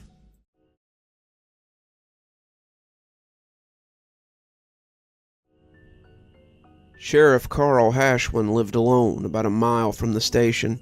He had never really found a woman to compete with his work, and after a series of quickly ended relationships, he eventually decided that being alone wasn't so bad. He had a daughter with one of them, a daughter he saw on holidays and sometimes during the summer, but other than that, he lived simply. So when his phone rang just after sunset, he was just finishing up his dinner and thinking about bed. Tomorrow was Halloween, and it was going to be a very long day. "Sheriff Hashwin," he said, not bothering to look at the number. It could only be a few different people, and all of them would be from the department. "Sheriff?" Molly said, and he could hear the fear in her voice. "Something's going on. I can't get in touch with Dreyfus or Gage. I tried to call Parks and Gibbs to see if they had any other way to get up with them, but I can't seem to get them either. I don't really know what to do here, and neither of them have checked in for about 2 hours." Carl was already getting his uniform on. He had left it laid across the chair in the bedroom. Not much sense in wearing a new one when he didn't do anything but sit in his office and field questions these days. Carl missed writing a route sometimes, missed feeling useful. He knew that he could get more done as the sheriff, but often it felt like the politics of the job held him back from doing anything meaningful. He slid his gun into his holster and grabbed his keys from the bowl by the door. "I'll be right there, Molly," he said. It was going to be a long night, too, it would appear. Daryl's Stutter was leaning against the door of his barn, Garvey Munchell leaning on the other side of the barn door as he smoked one of those shitty home-rolled cigarettes he liked. Stutter had the biggest barn amongst the four of them, and it had been decided that the remainder of the pumpkins would go into it until the trucks came tomorrow. The order for the processing plant would be a group effort this year, and it wouldn't leave them a lot of profit margins. "Garvey," Daryl finally said, his eyes starting to try to droop along with the sun, "roll me one of those darts, could you?" Garvey smirked around the coal. "Thought you gave 'em up last year." "I did, but if I have to sit here dozing and smelling you inhaling 'em, then I'm gonna need something to chase it off with." The farmer's wind-burnt face crinkled a little as he stepped over to his production rival and handed him one of the cigarettes. They were flimsy-looking things, made of cheap rolling papers, but the tobacco inside was rich and smooth. He suspected that Garvey had grown it himself, and suddenly he wondered if he sold it too. Daryl might pick it back up if he could drag a lungful of this in every evening. "Much obliged," he said, as Garvey put his lighter away. "Welcome. You think they'll come tonight?" Garvey asked, turning back to look at the field. Daryl shrugged. "I guess it'll have to be tonight if they do. This has progressed well past Halloween pranks, and I'm worried that it's personal this year." Garvey said nothing, but it was pretty clear that he'd come to the same conclusion. Garvey and Feynman had been just as hard hit as Stutter, but Stutter had more to lose, the way he saw it at least. He had twice as much land as they did, and his output was always higher because of it. The sheriff had promised to send aid, to protect their interests, but no help had come. Stutter had taken something else from the conversation, too. There had been a time when the farms had taken care of each other, had banded together instead of turning to the law, and that time had come again. If they could hold out till tomorrow, till the last produce truck came rolling in, they could all start again next year and hope for less helling than the year before. They had 40-odd hands out there, Feynman standing by with his rifle on top of the barn, and they would hold out against whatever might come. If it was kids, then they were going to give them a scare. If it were adults, maybe those bastards that had approached him a few years ago to buy him out for whatever growing co-op they were cooking up this time, well, it might just come to bloodshed then. Either way, tonight would be the end of this nonsense, so they could get back to work. As the sun set, stretching its black fingers across the land, Stutter loosed another yawn. It was going to be a long night. He wondered again why Camlin hadn't decided to stand with them. He had a pretty big plot too, though it was smaller than Daryl's or Garvey's, and he must have suffered losses. He had come to see him and found him out in the field tilling and planting for some reason. It was nearing November. There'd be no time for harvest again. He'd told him as much, but Camlin had ignored him. Daryl had looked around while he was there, seeming to feel an absence, but he couldn't place it. Camlin was too in his own delusions at this point to help them, and Daryl supposed it was better than wallowing in his wife's death. "You smell something?" Garvey asked, and Stutter shook himself awake as he realized that 2 hours had passed between blinks. "Just the smoldering pile of butts you've left around your boots." "Nah, something else," Garvey said, and that was when Stutter noticed the slight spark in the distance. He stood up straighter, seeing the beginnings of the blaze as it took hold. It was miles away, maybe the next farm over, and it looked like someone had set fire to Garvey's cornfield.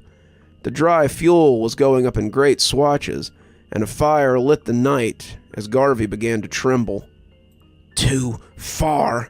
This is too far. I'm all for a little Halloween hellin', but this is too much. I'll kill him. I'll kill the little bastards dead," he shouted, making a wobbly run for his land before Stutter grabbed him. Garvey looked back at him like he wanted to slap him, but he must have seen something in the older farmer's eyes. Stutter wanted to let him go, to go with him in fact, but he knew that that was what they wanted. That was a honeypot, and Stutter didn't mean to see anyone get stuck in it. It's a trap, Garvey. Don't fall for it. It's just dry stalks. All the corn's in here. Little Tara's did you a favor, in fact. Now it'll be easier to plow it flat." Garvey tried to tug away, but Darrell held him fast. "Don't be a fool. What matters is here. Here's where we make our stand." Some of the hands had noticed it too, and they were coming to stand around the front of the barn as they gawked at the burning field of corn husks. "Get ready, boys. The rabble's coming to take what's ours, and I don't mean to stand by and let 'em have it." Sheriff Carl walked into the station to find Molly with a phone on each ear and the switchboard on her desk lit up. She looked up hopefully, glad to have some backup, and she told the caller to hold as she put the phones down. She looked frazzled, like she'd been pulling at her short blonde hair, and her mascara looked runny like she might have been crying. "Thank God! I didn't know what to do, Sheriff. The calls have been coming in for hours. Where have you been? I called you before sunset." Sheriff Carl took a seat beside her, looking over some of the notes that she had taken. "Sorry, darling. I was hoping to find my missing deputies at Fuller's with their radios off, or maybe broken down somewhere. I drove around for a bit looking for 'em, but so far I've found nothing, not hide nor hair of 'em." Molly nodded, but she still looked miffed. "Well, I could have really used you here. The calls from the farmland have been coming in since sunset. I've got reports of a fire at the Munchell place, weird sightings of people on the road, and several houses calling about prowlers." "Have you heard back from any of the callers with the prowlers?" "Nope. And I've tried calling more than a few of them back. I don't know what's going on, and I'm stuck here with no one to report back." As the phone began to ring again, Molly picked it up in a huff and asked the caller how she could help them. "Yes, ma'am. I'm aware of the fire at the Munchell Ranch. Yes, ma'am. I know. There's something going on at the Stutter Farm, too." Molly was quiet for a few seconds as she listened. "A fight? Do you know who's involved?" "Men in masks. Yes, ma'am. I'll have a unit out there as soon as I'm able." She hung up and looked at Carl, shrugging as she silently asked him what to do. "Call Sully and Mikowski. Get them down here right away. Tell them it's an emergency and we need them here ASAP. I'll go down to the Stutter Farm and see what's going on." He dug his keys out as he walked over to the weapons cage where they kept the shotguns. "And what happens when something happens to you and I'm stuck here by myself?" Molly asked, a little angrier than she meant to. Carl loaded one of the shotguns and, after considering it for a minute, brought it to the desk with a box of shells.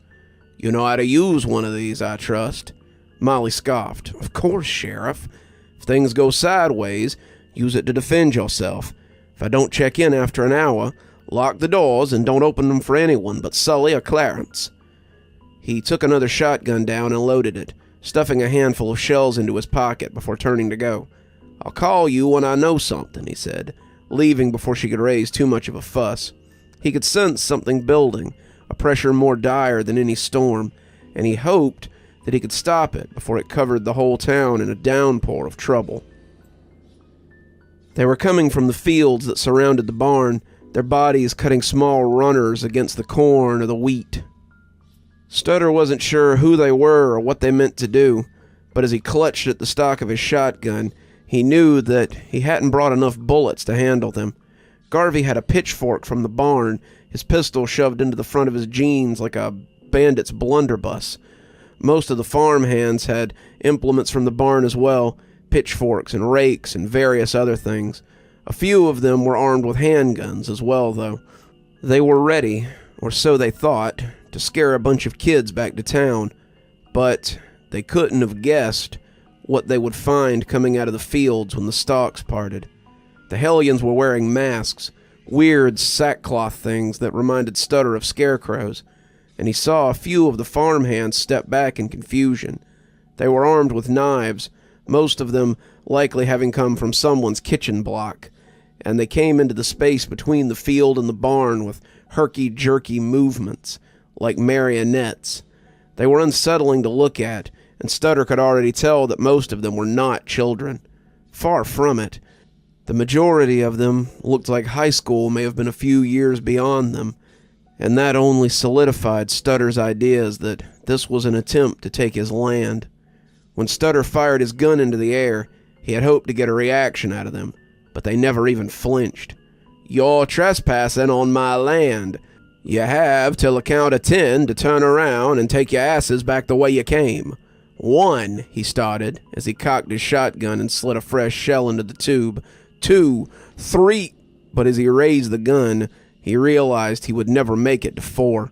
They were charging in, 10, 20, 30 of them, and they were howling for blood. He fired once, dropping a hooded figure, but the second shot went high as someone slapped the gun away and pushed a knife into his guts. Stutter felt surprise fill him, even as the blood filled the wound in his stomach. They had never intended to scare him. This was murder, a coup, and he fell into the mud as he saw others being cut down as well. They were quick, these scarecrows, and as the farmhands broke and ran, he saw Garvey swing his pitchfork at a couple of them who danced out of the way. He pulled his gun out, attempting to shoot down a third as it charged at him, but his shot went wide as something stabbed him in the back. He went down, a dozen of them falling on him as they cut him to ribbons, and Darrell got a good look at his terrified face as a sudden brightness burst to life. He rolled painfully onto his back as the barn burst into flames with a whoosh of ignited fuel. The plan had never been theft, he realized too late. The plan had always been destruction, and as he lay there bleeding, with the bright new fire scorching fiery lights into his corneas, he saw a shadow fall across him. The horse's hooves made muddy thumps on the ground, and Darrell rolled over to see a rider as he towered over him. The man looked like a knight, but not the sort from King Arthur stories. This one looked like a haunted suit of armor, and before him on the saddle rode a kid with a pumpkin head. Darrell didn't know what was happening, and what happened next was as close to a mercy as he would receive from this one. Darrell's vision was getting soupy, and when the horse's hoof came down on his head, it was almost a blessing. Darrell died on the land he had tilled since he was a boy, but his water would nourish no crops that night. Travis groaned as he tried to sit up, his hands falling to his ribs as he looked around. He was lying on a cot in someone's basement. His uniform was laying across a chair in the corner, and someone had tried their best to get the bloodstains out of it. Whatever had patched him up had done a great job. They had cleaned and stitched the wound across his stomach, but Travis's question was why. The last thing he remembered seeing was someone with a pumpkin head. A couple of pumpkin heads, in fact, and if that was the case, then they had to be in league with the one on the dais. Didn't they? A light at the head of the stairs drew his attention, and as the stairs creaked, Travis braced himself for what was to come. It was the moment of truth now. Which would it be? The lady or the tiger? It was neither, as it turned out. Just a man with a tray of food and a fresh pumpkin on his head. "Oh, good. You're awake," he said, his voice a little echoey through the pumpkin's carved mouth. "Margaret was pretty sure you'd be fine. Are you hungry? My wife makes a mean grilled cheese." He set the tray down across Travis's lap, and sure enough, there was a grilled cheese sandwich, a bowl of soup, and a can of ginger ale. Travis watched the guy distrustfully as he sat down at the foot of the bed, but the smell of soup was a little too much to resist. He had eaten half the sandwich, dipping it into the steaming soup, before he dared to ask his questions. "Did you and your son save me in the woods?" "Daughter, actually, but yes, we did. We've been keeping an eye on the growing flock that's been springing up, and when we saw you escape, we knew that we had to help you." "Why is that?" Travis husked, his voice cracking a little as he grabbed for the pop. "Why? Well, golly, why not? You'd be dead if we hadn't." "Yeah, but why help them at all? Isn't that going to get you in trouble with your flock?" The pumpkin head shook in negation. "It would be, if we were part of it, but we aren't." "Could have fooled me," Travis said, as the ginger ale cooled his throat a little. "Well, looks can be deceiving. The pumpkin boy's been tricked into doing what he's doing, tricked by the one that forces us to wear these pumpkin heads. Who? Travis asked, but before the fella could answer, Travis thought he understood. You mean the Green Man? The Green Man, yes, the man said, a guy that Travis was already beginning to think of as Pa Pumpkin. Why would he force you to wear pumpkin heads if you aren't part of his cult? Oh, the pumpkins aren't of him. The Green Man hates pumpkins, in fact, but he also fears them. I don't understand, Travis said, his head feeling a little woozy, though the soup was helping a bit. Pa Pumpkin turned his carved head back towards Travis. It's a long story. The short version is that we wear them to keep us safe. Otherwise, he'd find us and extract the debt that he swore to take. Debt? Travis said, all of this making very little sense. His head felt heavy and he was getting a little dizzy, probably the blood loss he assumed. He lay back, the soup only about half gone, and watched the shimmer on the ceiling as he tried to make his head stop spinning. Yes, he considers our lives his to take. He's a greedy old thing. He's followed us to more than one town, but we always manage to hide from him. So, is he here for you, or... Travis couldn't make it make sense, though. Who knows? This is just what he does. He can't come into our world without sacrifice. At least, that's what we were told. He needs to be invited, but there's always someone to manipulate to get him here. Usually it's children, I think. He gives them what they want the most, and in return, they help him come into the world. Travis tried to sit up, tried to get his bearings about him, but it was hopeless. He just couldn't make the room stop spinning. He teetered, in danger of falling out of bed, and when Pa Pumpkin reached out to stop him from falling, Travis was very grateful.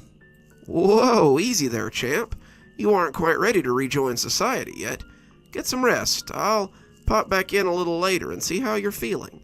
Travis tried to protest, but as he lay back and attempted to muster his strength, he felt himself slipping back into a nearly comatose state. Yes, ma'am, I heard you the first time. The sheriff is aware of the fire and doing everything he can to ensure public safety. Yes, ma'am, injured people at the Stutter Farm. I've contacted EMS to send them to the scene. I heard you. Yes, sir. I know there are people on the road. I have officers going to check into it right now. The phone kept ringing, but Molly finally threw it down and growled loudly. It had been a really shitty night so far, and she was kind of over it. Anything we can do to help, Molly? Sully asked for about the 1,000th time. He and Clarence had arrived about an hour ago, and were completely perplexed by what was going on. Sully was in full uniform, never one to go looking slouchy to a job, but Clarence had thrown on jeans and an old sheriff's department undershirt before coming in. He had gotten here before Sully, but he definitely didn't inspire much confidence. Both were here, however, and that made her feel a little better.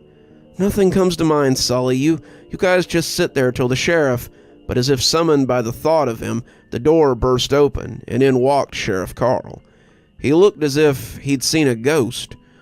Sully, Clarence, get those guns out of the cabinet and come with me. Molly, either hide or come with us, but either way, take that shotgun with you. I need you to call up the volunteer firefighters and the EMS crew ASAP, and send them to... Way ahead of you, Sheriff, but it's no good. No one answers at either center, and... I still can't raise anyone from the other offices. I'm afraid that this is all the help we're going to get. Sheriff Carl didn't seem to like that, but he pushed it aside. Very well. 4 is better than none. Come on, boys. It's time to earn those checks. What's going on, Sheriff? Sully asked, feeding rounds into his weapon as he tucked the rest into his pocket. There's a mob of hellions on the way into town. The same mob that set fire to the Stutter Farm. We need to suppress them before they can wreck up the town, which seems to be their intent if the houses on the way are any indication. The two officers stopped mid-load, looking at Carl with real unease. How many of them are we talking? Clarence asked. No idea. Does it matter? We're the law in this town, and it's our job to keep the peace. Doesn't matter if it's 10 or 10,000. We don't let hellions take the town. They both looked ready to refuse, But when Molly took up her gun and joined the sheriff by the door, that seemed to settle them. They weren't going to sit here and hide while the sheriff and a switchboard operator protected the whole damn town. The four of them set out, the streets eerily quiet before the storm, intent on holding them back, or dying in the process.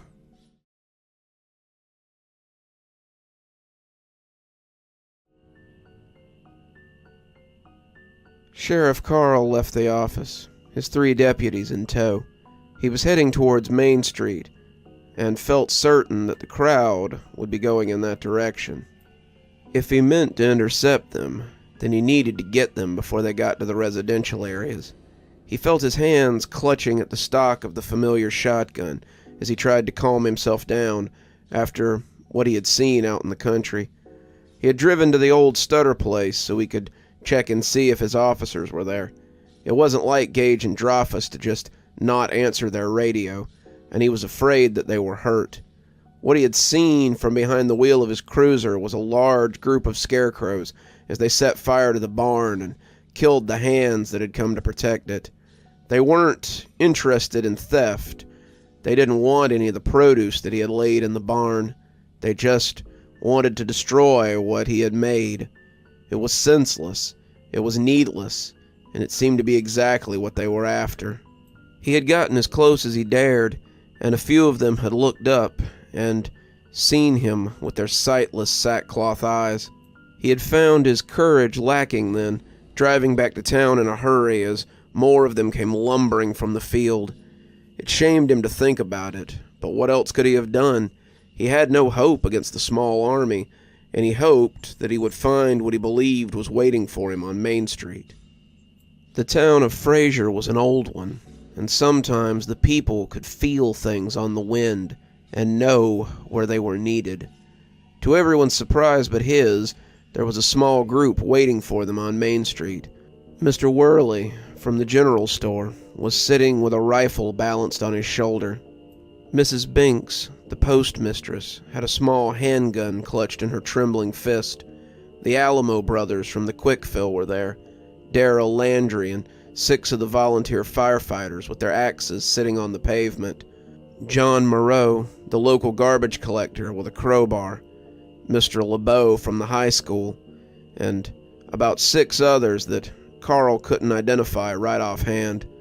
They were all standing around something that was slumped by the crossroads of Main Street and Chambers, and as Sheriff Carl came up even with them, he realized it was Pastor Marley. The old-timer had been through the ringer. He looked like he had run head first through about 7 miles of bad country, and his face and hands were all cut up. He was dressed as a priest for some reason, though no one in town had ever known him as anything but a Baptist minister. If he had brought any of the implements of the priesthood with him, they were now long gone. His robe was in tatters, and he had lost both his shoes, but his collar was still in place and pristine-looking. Carl got knee-bound beside the preacher, trying to get some kind of statement before he passed out from his injuries. "What happened, Pastor? Who did this to you?" Pastor Marley stuttered a little, but Carl was certain that he was saying something. "I need you to tell me who did this. Was it the Scarecrow men? Was it something else? Who?" "Green man," the pastor husked out weakly. "Green man?" Carl asked, not sure what he was talking about. "He's here. He's come. Now we all die," Marley said, his voice barely a whisper. "Not if I have anything to say about it," Sheriff Carl growled, hoping that he did. He looked at the ragtag little group that had assembled and wondered if even they had a say in the fate of the town. If there's anyone who's not here that'll stand with us, now would be the time to call them. We might be the last line of defense for Frazier. A few of them left to make calls, but Carl doubted that anyone else was likely to show up. He had been hoping to find Gibbs and Parks here, but no such luck. He had a sneaking suspicion that they were both involved in this already. It wasn't like Parks not to pick up his phone, and Gibbs was the type that would have already sensed something was going on. They were good kids, and he hoped that wherever they were safe. Carl looked at a few of the younger firefighters then, pointing to the preacher as he lay splayed out across the pavement. "Get him somewhere safe. You can put him in the police station, I suppose. There's a little room in the back where we keep people under protection. Just put him on one of the cots in there." They nodded, getting underneath him so they could take him away. The old priest sagged in their hands, and as the Main Street fountain chugged away placidly, Carl decided this is where they would make their stand. Why not, he thought. It was as good a place to die as any. He assembled them into some sort of defensive line, telling those without guns to hang back so they could defend the ones that had them. Those with firearms would try to hold them back as long as they could, and then it would be up to those with axes and crowbars and the like to keep them safe. He pricked up his ears as he began to hear something over the splashing of the fountain. "What's that?" Sullivan asked, glancing around as he tried to find the source of the noise. It was faint, like a horse's hooves, and as it got louder, Carl was afraid of what he might find. "Get some cover," he said to his assembled militia, and as they got low and made ready, the hooves made a slow but rhythmic beat on the concrete. Clop, clop, clop, clop. He could see a horse coming, the rider practically bristling with armor. Clop, clop, clop, clop. Behind the rider was a shadow of others, a roiling fog of individuals who seemed to bring the haze with them. They were ragged, a filthy army of castaways that trailed behind the horsemen like a cloak. Carl felt certain that they were the scarecrows he had seen before, and their numbers had increased since the last time he'd laid eyes on them. Clop, clop, clop, clop.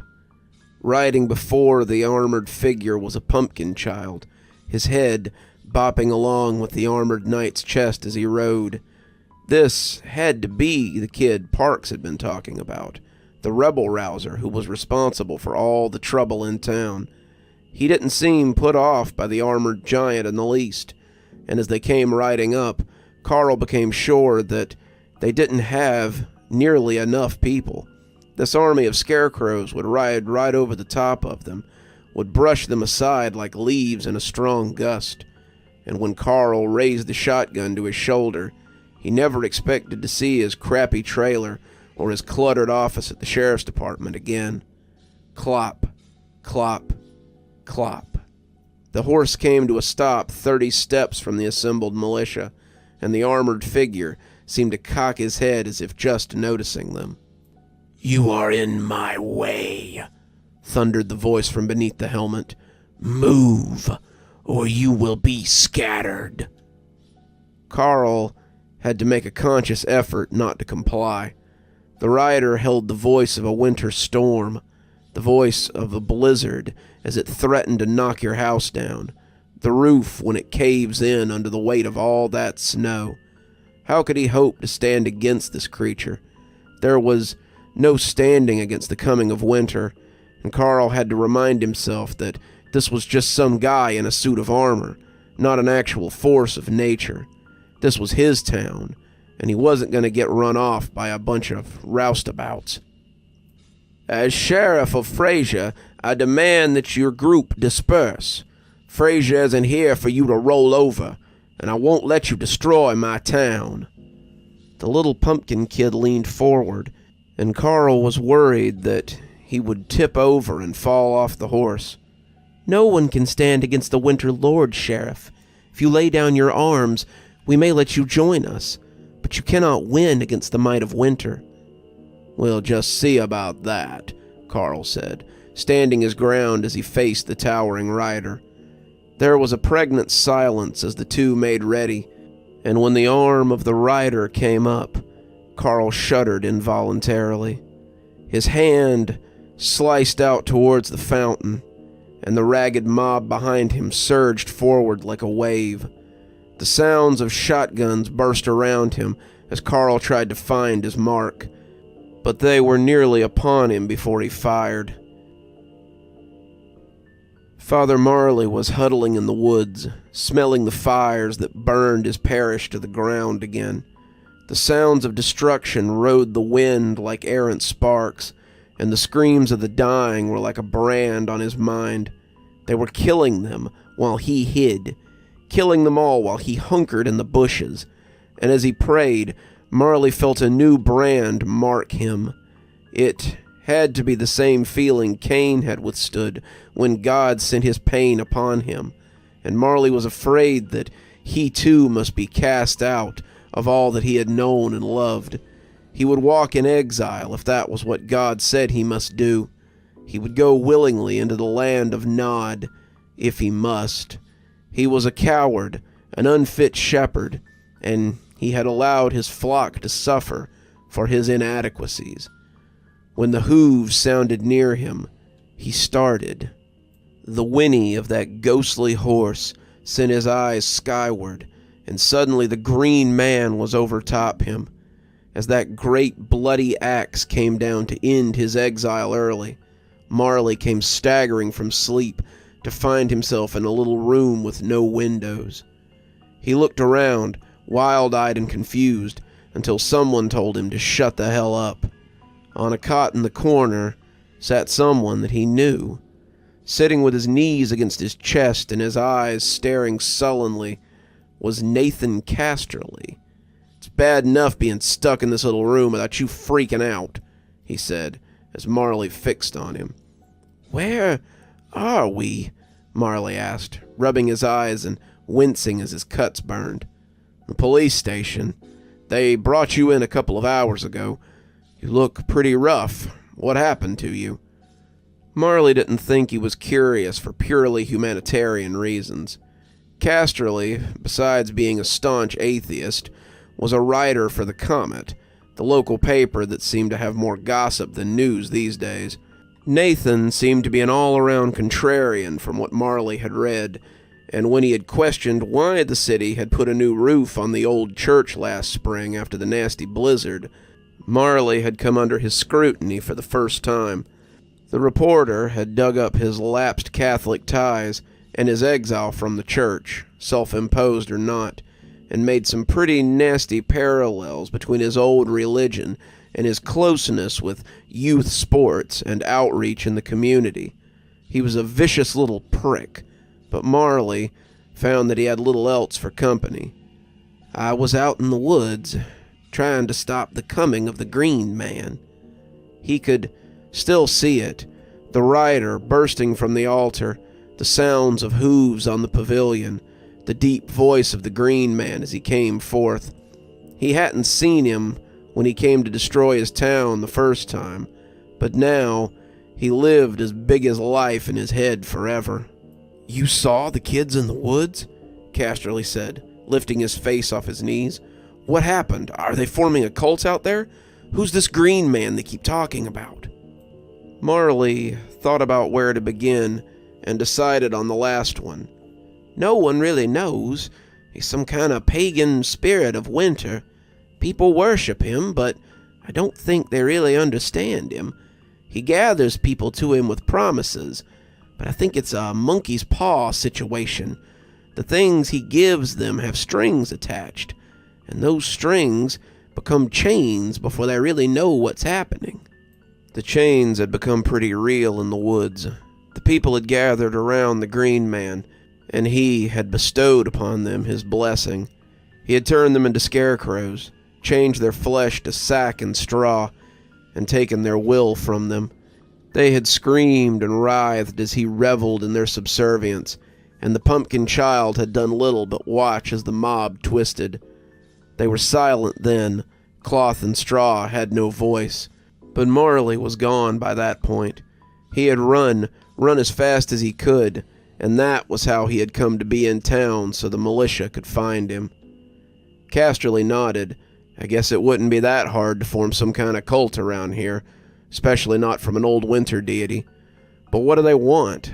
What's their goal in a little town like Frazier?" "Same thing winter always wants. It destroys the weak and leaves the strong behind. The Green Man is judging Frazier to see if it's worthy." Casterly thought about it for a second or two. But why?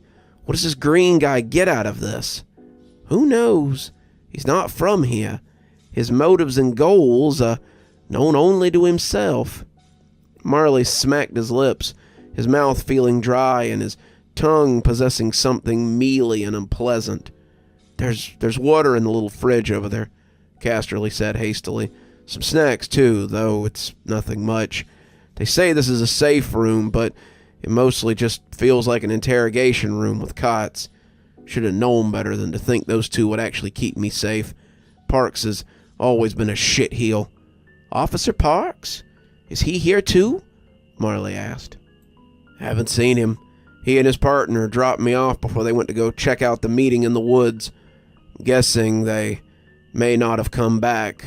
Otherwise, they're probably part of Sheriff Hashwin's posse. Marley remembered something. A passing image of Officer Parks yelling at the crowd, but it was gone before he could properly mull it over. He remembered gunshots, the spray of something on his neck, but he couldn't remember what had happened to the officers. He hoped they were okay, but they had bigger problems now, especially if the Green Man was in Frazier. Is there any way out of here? Marley asked, looking at the door but guessing that it might be locked. Nope, door only opens from the outside, so hopefully someone lives that remembers we're in here. Is there a phone? I need to let them know something that might help them against the Green Man. Marley perked up. Yeah? What's that? It's the jack-o'-lanterns. The Green Man and his allies always start by destroying the jack-o'-lanterns. If the sheriff wants to win against him, he needs one of those jack-o'-lanterns. Travis winced as he slid his arm into the uniform shirt. The stain on the shirt had ruined the tan fabric, but it was all he had to mark him as a member of the department. He had woken up in the wee hours of the morning and decided that it might be the best time to make a break for it. The house was asleep, and if he was quick, he could still get back to town and warn them before it was too late. His guts hurt something fierce, but he thought the stitches might be okay if he was careful. He came up the stairs as quickly as he could, the creaks making him wince when he came down too hard, and as he reached the doorknob, he was surprised to find it unlocked. He hadn't heard any noise from the top floor, and when he came upstairs, he found Pa Pumpkin sitting at the table and jumped a little in surprise. That was how he had come to think of them. Pa Pumpkin was the one in the biballs and flannel. Lil Pumpkin was the kid that he'd seen in the woods, and as he stood peeking through the basement door, he got his first look at Ma Pumpkins.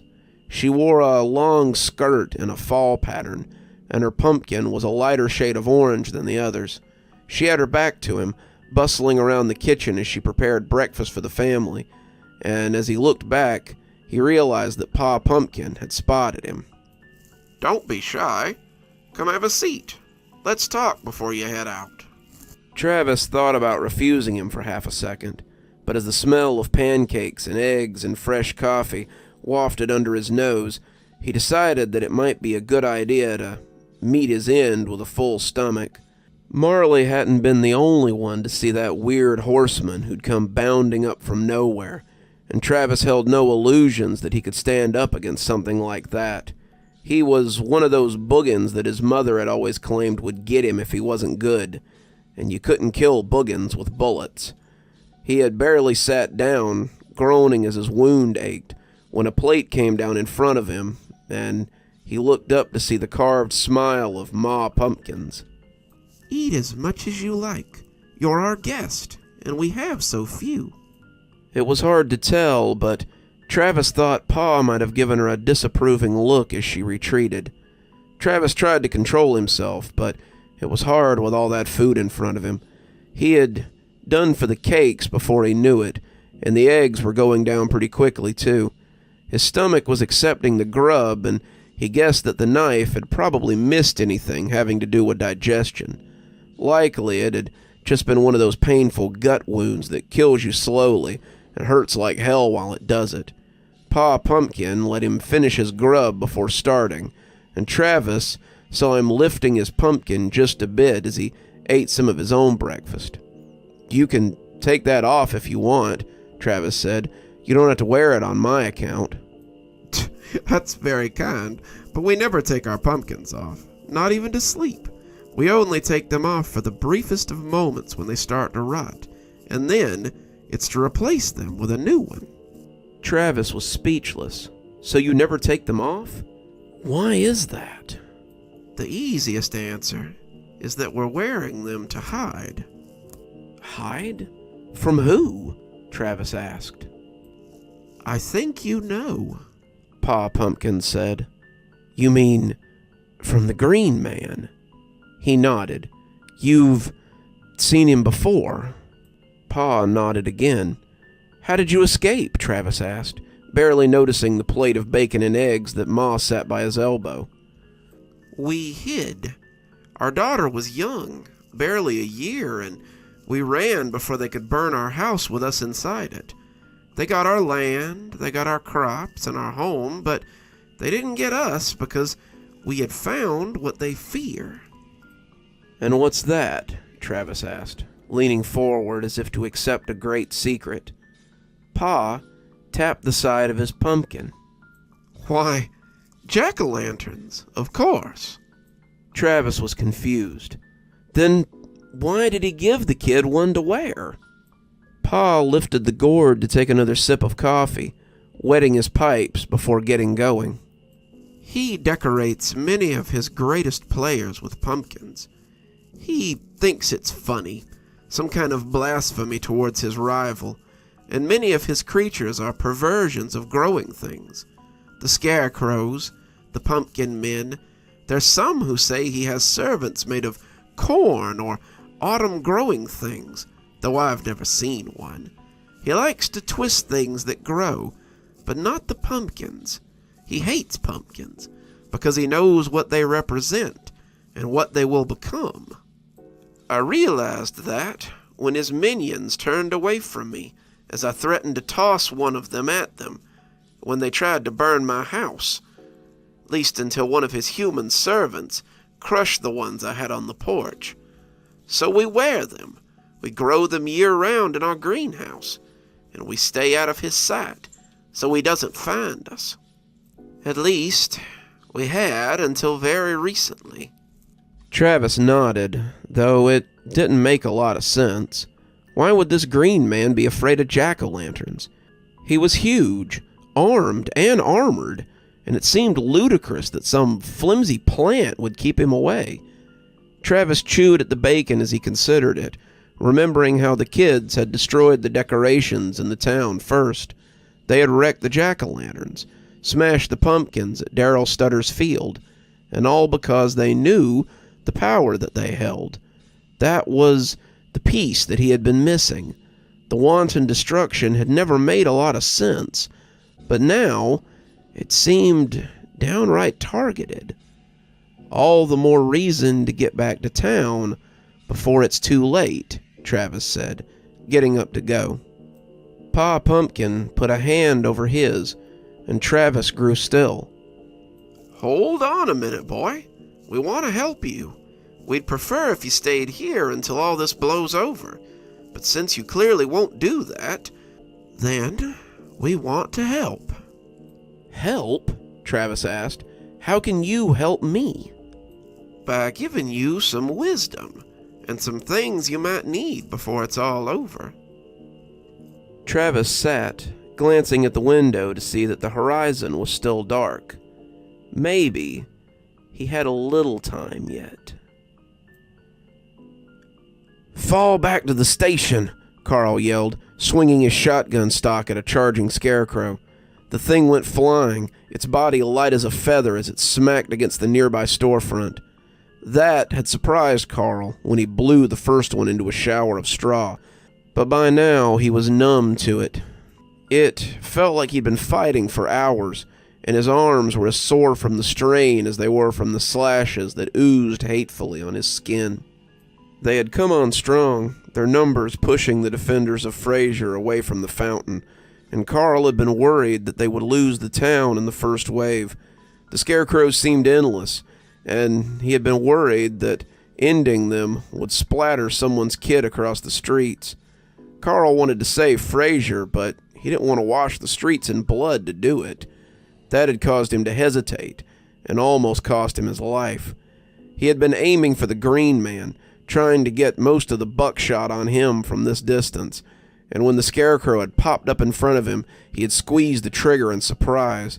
The knife it had held dug into his arm a second before he was feathered with straw and dust. There was nobody inside the sack. The costume was some sort of homunculus of rags and straw, and the second one erupted with less hesitation. The battle had gone on around him like a blur. Carl had never been to war, but he'd been involved in several exchanges of gunfire in his career. Those had seemed to go by at 5 times speed, but this one seemed to happen in a blurred series of memories.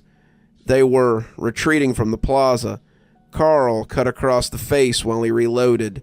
Mrs. Binks being stabbed to death by a ring of scarecrows. 2 of the firefighters fighting back to back when they were suddenly buried beneath a press of bodies. Clarence dead in the road suddenly, though Carl couldn't say how. It all happened as they were pushed back into Frazier, and before he knew it, Carl could see the sheriff's office looming up behind him. "Get inside," he yelled, knocking a few more down as Sully and Mr. Worley shoved through the doors. Carl was the last one in, and he was suddenly glad that he had put the wood up over the broken window before going home the day before. As he closed and locked the door, he looked out at that hateful demon as he sat on the horse, glowering at them. He didn't raise a hand against them. Not yet, and had simply walked forward as the scarecrows ate up ground. "Sheriff, one side," Sully said, as he and some of the others shoved desks and things in front of the door. The front doors and the windows were really the only entryway inside, besides the motor pool doors, and that was gauged steel.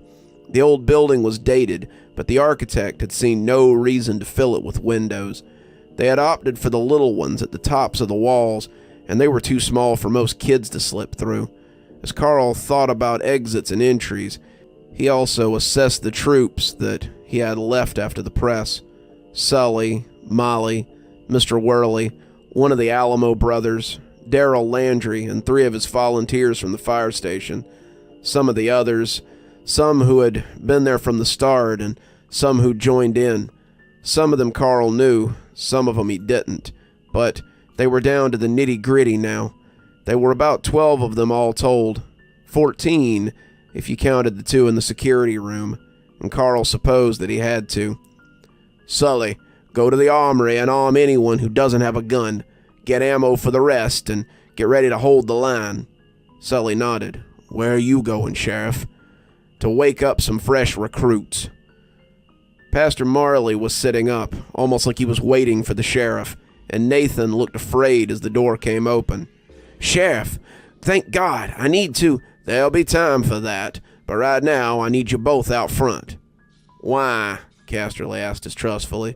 "'Cause we're backed into a corner here, and if you 2 want to maintain the safety we promised, then you'll need to help." "I can do that," Marley said. They both looked at Casterly, who finally made a disgusted noise and got up to follow them. "Good. Get a gun and head to the bullpen.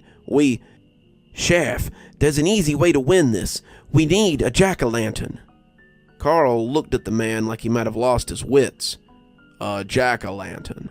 "I know how it sounds, but they work like totems.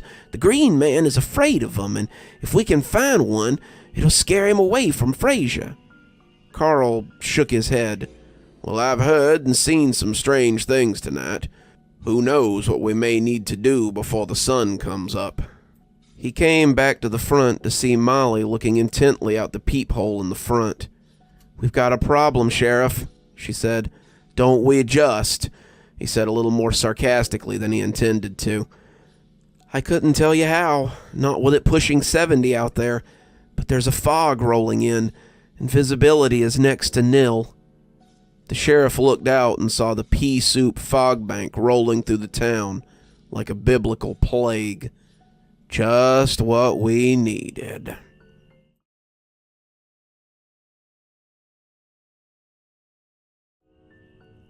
So you see, all you need to do is light the pumpkin with this candle. Once he sees the gourd, the green man will flee, and all of this will be over. Travis nodded.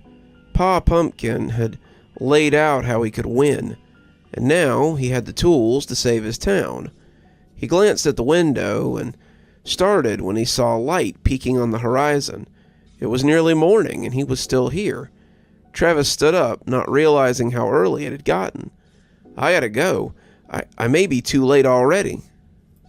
If you're sure that you still want to go. Travis nodded, but it was a slow nod. I have to. I took a vow to protect and serve, and this is one of those times I have to live up to it. Besides, I've got to do this for my partner. Then take this, Pa said, Ma handing him a candle and a lighter and a sack which turned out to be a mask. It reminded him of a scarecrow's face, and it felt burlappy under his fingers. It might help you get into town without being noticed. Just move a little stiffly. Though, that probably won't be too much of a problem for you. Travis thanked them, stopping to grab a knife from the block as he went by. If your story is to be believed, though, it sounds like I'm going to need a pumpkin. Pa nodded.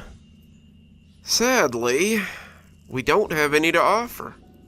He pointed out the window, and Travis gasped when he saw that their greenhouse had been burned down. The barn had a little discoloration as well, but it was clear where the target had been. The pumpkins stood out like cow flops on the burnt earth, and Travis wondered how they would manage without a readily available stock of pumpkins. Don't worry, we had each changed out our pumpkins recently, so we'll be fine until the greenhouse is rebuilt. But we don't have any to spare. You'll have to hope to find one on the way to town, I guess. I can't take that chance, Travis said, sounding a little more put out than he meant to. Sorry, but yours could be the last pumpkin in 100 miles. I just need one. It's not like I need a truck full. Pa Pumpkin made a sound somewhere between embarrassment and exasperation. I sure wish we could help you, but with the green man in town, we have to keep ourselves covered. We've only got what we're wearing, at least until the greenhouse is fixed. Travis smacked the table in frustration. Why even tell me the secret of winning if you weren't going to give me a pumpkin? I swear it's like you dangled it in front of me and just snatched it away when it was time to jump. We offered to let you stay here in safety.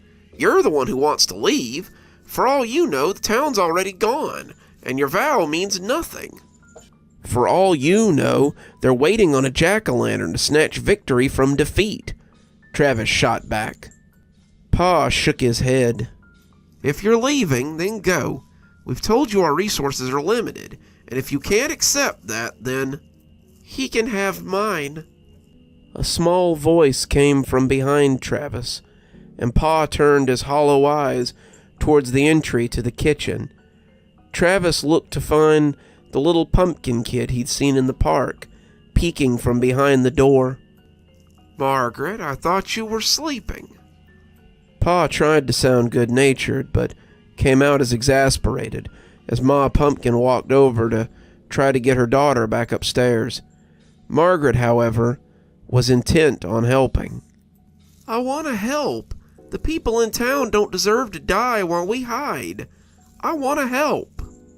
She was reaching up for her head, but Travis shook his as he told her not to. Thanks, darling, but I don't want to put you in danger. As long as you defeat the green man, then I won't be. As the pumpkin came off, Travis saw her long hair fall from the hole. She handed the pumpkin to him, and he tried to ignore the way her hands shook as he reached for it. Ma Pumpkin took hold of it, though. Maggie, no! You can't! Charles, tell her! But Pa Pumpkin stood looking at his beheaded daughter, his carved eyes bored into her, as if trying to assess whether she knew what she was giving up. Maggie, do you understand what you're doing? Maggie nodded. I want to help, Daddy. It would be nice not to have to walk around with a pumpkin on my head for a change. Pa thought about this before nodding as well. Travis, be very careful with that pumpkin. It could be the last chance that Frazier has. Travis thanked her, thanked them all, before heading out. Pa had tossed him his car keys, but told him to leave it at the outskirts of Frazier. It would blow your cover to come into town driving a car. Good luck, young man. Travis put the little pumpkin in the passenger seat, buckling it in before setting off. Hopefully, he was carrying the salvation of Frazier in that passenger seat. Carl felt his eyes trying to slip shut. You would have said such a thing was impossible, but as the sun came up over Frazier, it did little to dissipate the fog that held them captive through the wee hours of the night. The scarecrows had stayed away from the door, but you could see them in the soup if you looked hard enough. They were hiding, but not very well. Of the armored man or the pumpkin child, there was no sight. The scarecrows seemed to be holding him hostage, and the sheriff was afraid that they were just trying to lure them into a false sense of security. As another yawn came, it seemed that they were just waiting for the adrenaline to run out, the long night of fighting to catch up with them. Once the participants were asleep, they could storm the doors and carry them off to whatever awaited them. I recommend we sleep in shifts, Carl said suddenly. Those in the station with him looked confused, so Carl said it again. With all due respect, Sheriff, who the hell can sleep at a time like this? As if in answer, Molly loosed a long yawn that cut through them like one of the scarecrow's knives. If you're fresh, Mr. Worley, then you can take the first shift. I suggest the pastor and Casterly take the first shift as well as anyone who feels like they can last more than a few hours. Casterly bristled a little, as Carl felt that he probably would. Just why should I take the first shift? I don't want to be here in the first place. You're here for protection, Carl said, and if you intend to continue being protected, you're going to have to do it yourself. You and the father have had a good night's sleep, something the rest of us haven't had access to. You three wake us up if anything looks like it's happening out there. The rest of us will get some shut-eye till it does. I'll stay up too, said Sullivan. I'm feeling pretty okay. Carl doubted it, but Sullivan was a grown man. If he wanted to abuse himself, then that was his business. Carl took a seat in his office and cradled his head in his hands as he tried to get some sleep. A few others came in to lay on the floor, Molly and the remaining Alamo brother amongst them, and soon the sounds of snoring helped Carl drift off into oblivion. He went back to the last place he wanted to go, the farmland. He had arrived just in time to see the barn go up. He had been out of the car in a matter of seconds, shotgun in hand, but when he'd seen the scarecrows coming out of the corn towards him, he had lost his nerve. Carl had been involved in a lot of different things in his time in law enforcement, but seeing that many hooded figures swinging from the depths of the stutter field had filled him with an unknown dread. He had climbed into his car and driven away as fast as he could, but in his dream there was no escape. In his dream, the car would not start. In his dream, they had climbed onto the hood of his cruiser and smacked the windshield with the point of their cool knives. In his dream, they had come through the windshield and filled the car with their terrible selves, stabbing him as he came sputtering out of the blackness of sleep. It was 2 hours later, and the office was full of snoring bodies that were likely having better dreams than him. Carl tried to put his head down and find a little more sleep, but it just wouldn't come. Instead, he got up and went to check on the people standing watch. The writer and the preacher were moving around, like they weren't quite sure what to do, and Mr. Worley was at the window with his old rifle, as if waiting for something to happen.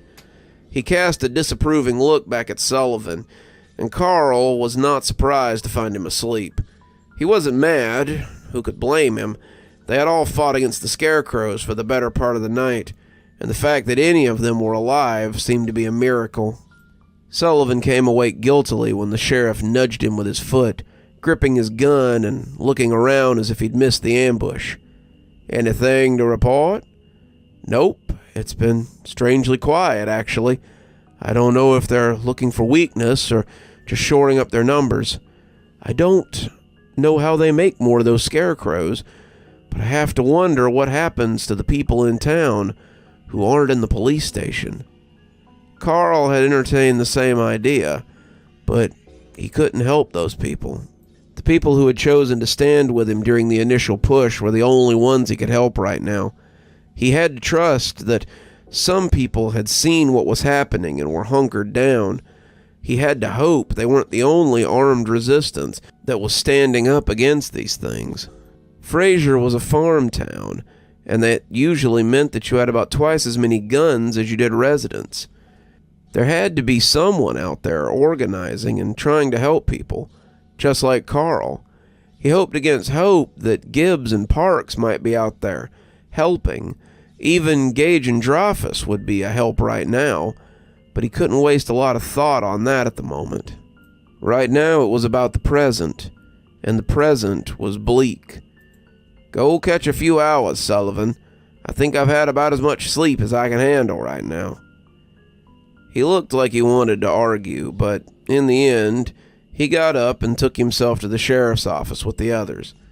Carl took Sullivan's spot and laid his own gun across his lap. It was his turn to take a watch.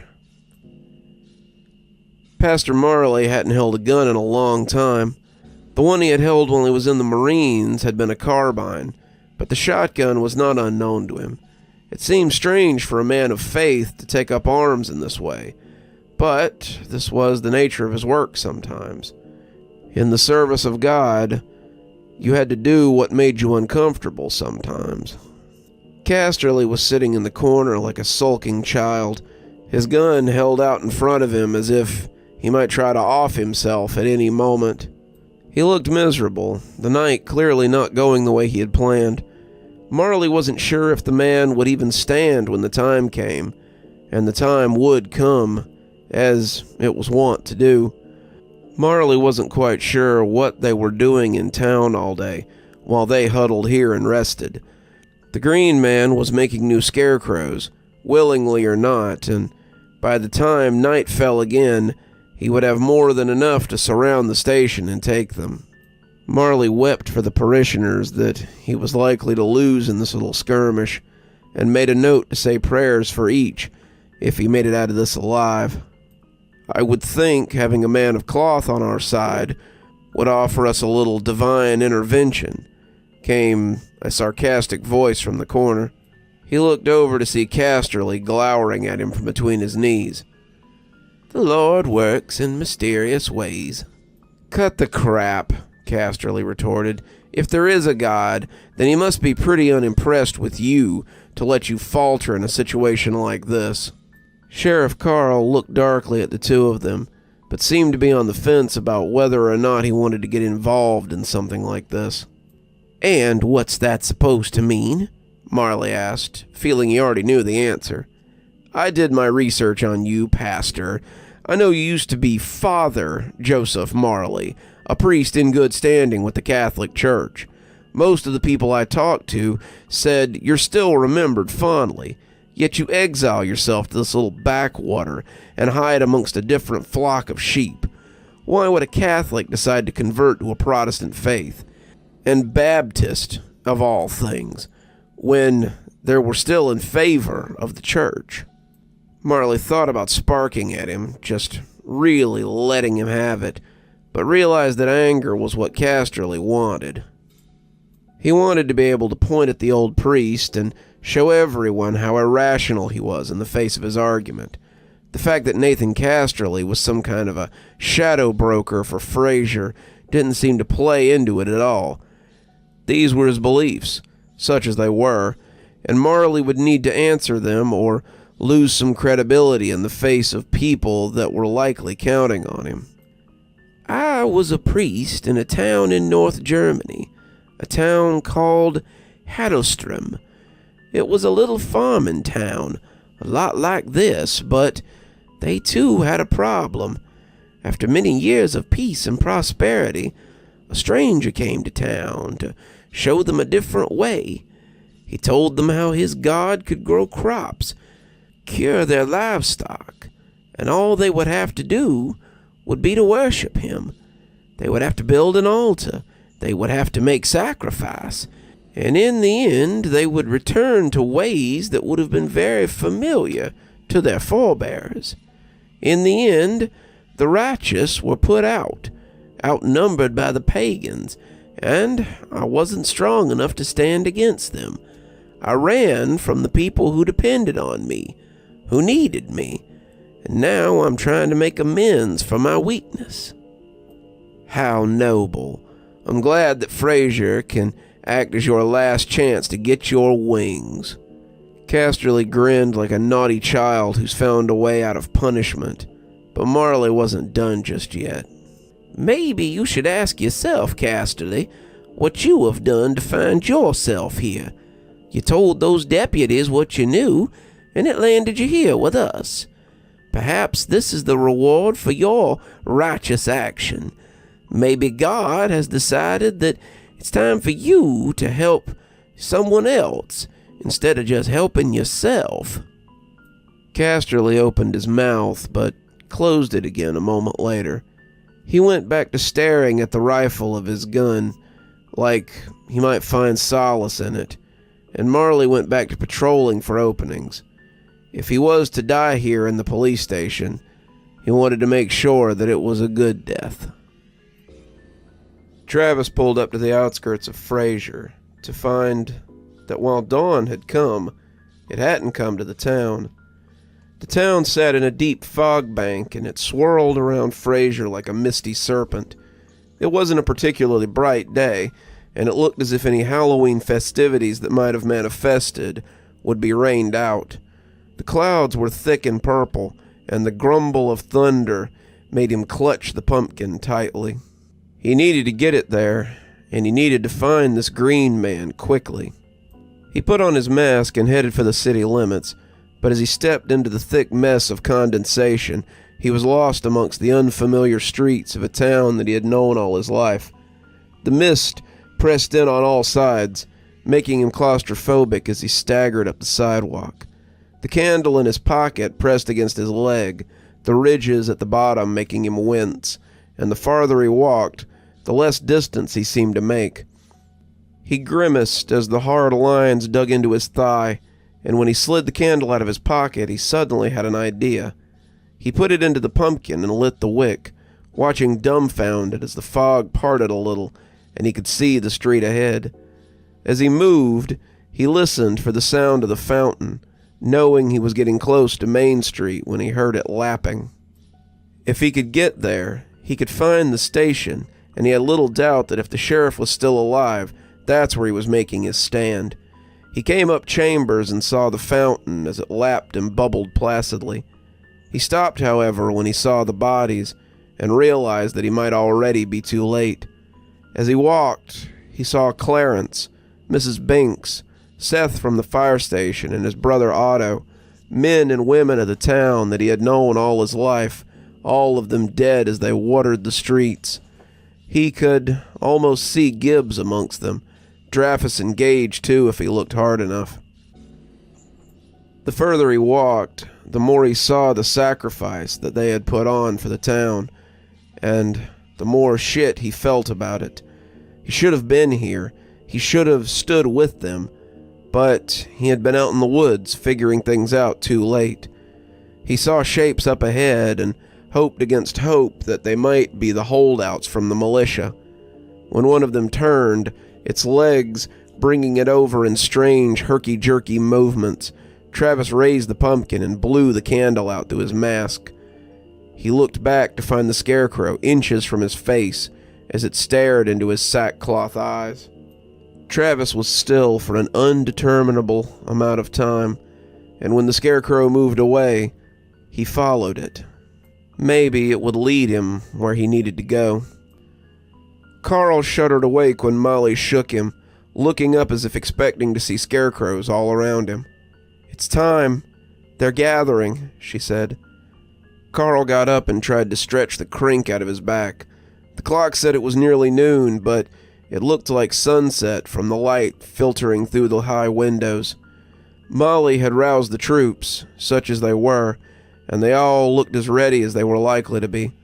Carl went to the peephole and looked outside, his teeth clicking unbidden as he saw the hordes amassed. There were more scarecrows than there had been last night. So many more. And they were just waiting for the armored figure to call them to action. "Defenders of Frazier," the Green Man said, "you have been given leave to discuss the terms of your surrender. But now it is time to choose. Do you join me, or do you die in agony?" Carl looked back at those assembled, but surrender didn't seem to be an option. "We'll fight till the last, you goblin," he shouted back. "We would rather die than serve you." The helmeted head creaked slightly, as if in acknowledgement. "As you wish." Carl let the flap close an instant before the front was buffeted by a storm of bodies. The scarecrows were just that, but they were in such numbers that Carl heard the glass and the metal groan as they hit it. They were trapped, but they weren't out yet. "Get ready. This is it," he said, wincing as he heard one of the little windows break behind them. Travis heard the armored man yelling, and when the scarecrows moved, he hung back. He was still 60 feet from the knight, and he didn't want to give his advantage away too quickly. If he could get in close, then he could take the man by surprise, but he was also keeping his eye on the pumpkin kid. If he saw him coming, then it could all be for naught. But watching the scarecrows mob the station made him think that time was not on his side. As he worked his way forward, fumbling the lighter in his pocket, he knew he could only get one chance at this. He'd been creeping closer to the stationary giant, but the closer he got, the more he realized that this was a bad idea. If he came right up to that old ghoul with his totem, what would stop it from just smashing it in his hand? He looked around, gauging the right spot, and saw what he was looking for.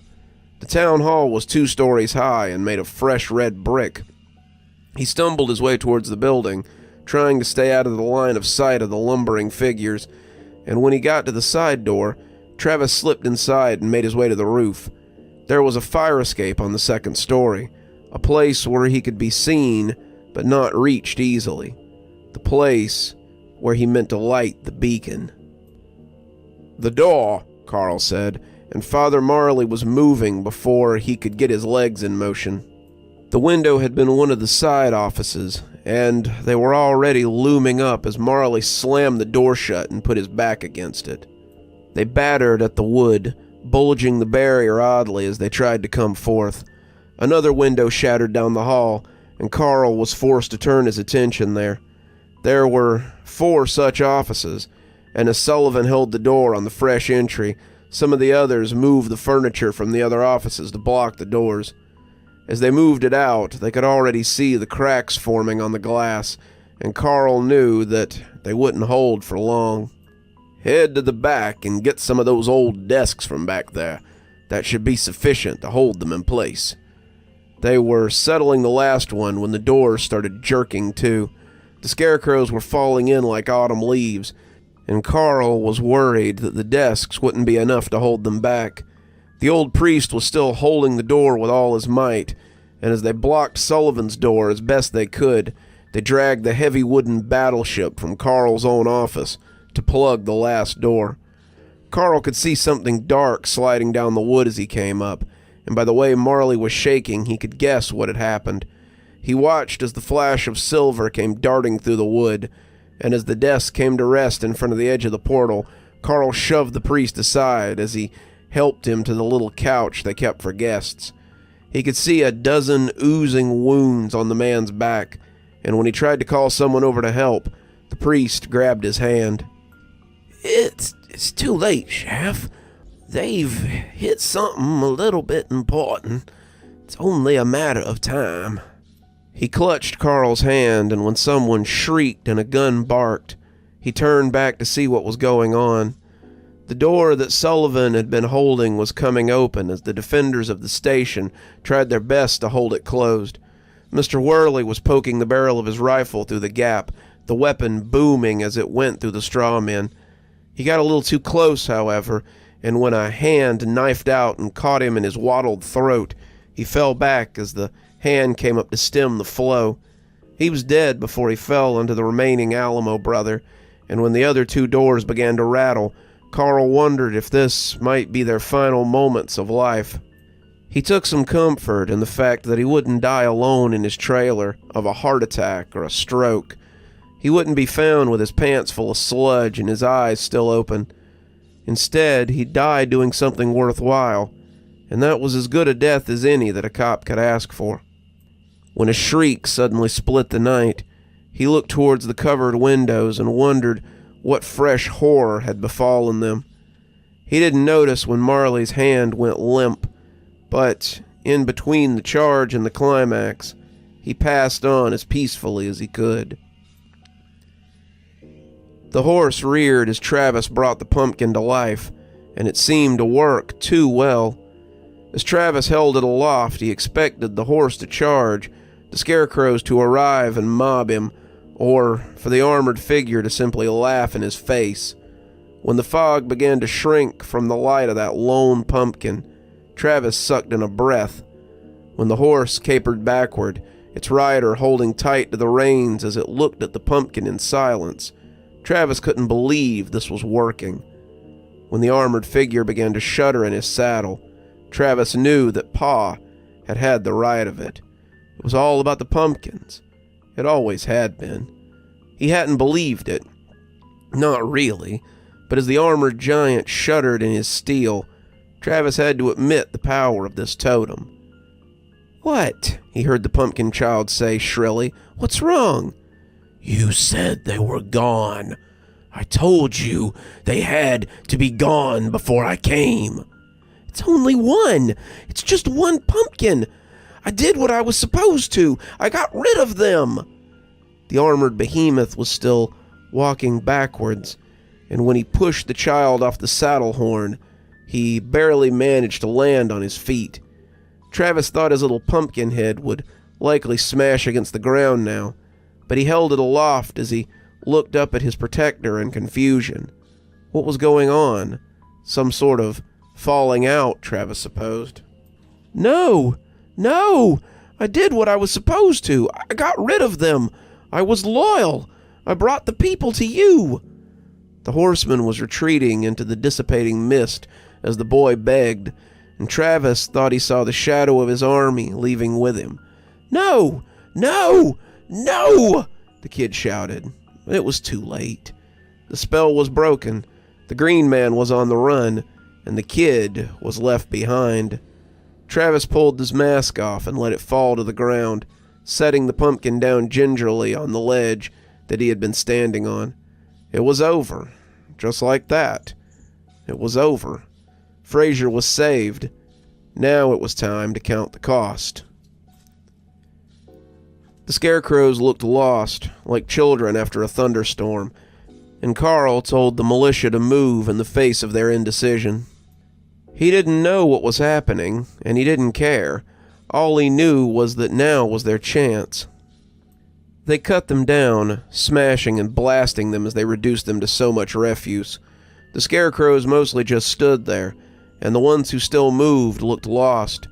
They destroyed them easily, trampling them underfoot, and when they were finally done with them, Carl led his militia out of the station. The fog was gone, the green man was gone, and the town was free of the taint. He could see the burning jack-o'-lantern sitting atop the roof of City Hall, and smiled. Someone had done it. The old priest had been right in the end, and Carl couldn't help but think it had been Parks.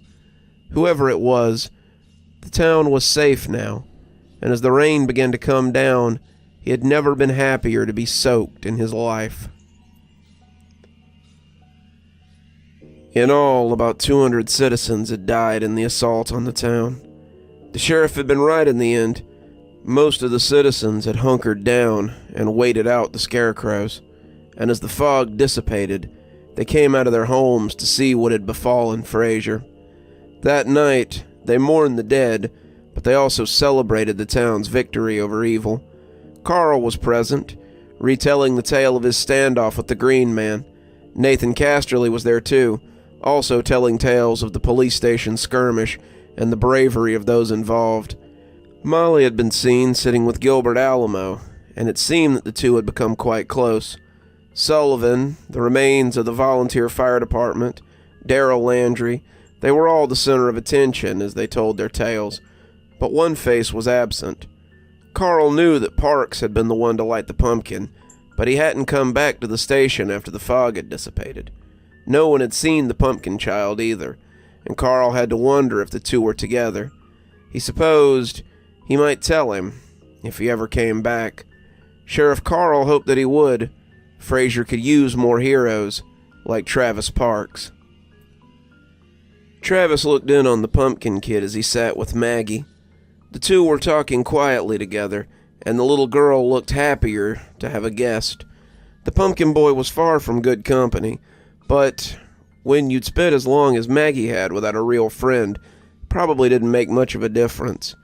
She looked happy without her stuffy pumpkin head to hide her face, and Travis wondered if the boy would ever be able to take his mask off again. "We can keep him here with us," Pa Pumpkin said, making Travis jump a little. "I doubt the Green Man will come after him, but we can keep him hidden as best we can. Maybe we can fix him, remind him of who he used to be." Pa looked very different without his mask, an aging sodbuster with a pretty common face beneath all that gourd. His skin was very pale, after a decade or more beneath the pumpkin, and Travis was glad to see that he and his wife had ditched their disguises. Both sat on the front porch now, totems against the encroaching winter, and Travis hoped that they would never have to don them again. The pumpkin boy looked at Maggie suddenly, and though Travis couldn't see him, he felt like he was smiling. "Whatever you do, just don't let him come back to town," Travis said. "People have long memories, and they will be looking for him. We'll protect him. You can count on that," Pa was quick to say. Travis had bustled the little guy out of town so quickly that he'd been halfway back to the farm before thinking better of it. The kid had seemed to deflate after the fall of his master, and all that bluster seemed to have gone right out of him. He hadn't said a word since they arrived, not that Travis had heard at least, and seeing him with Maggie now made him think that he might go back to whatever normal looked like for him.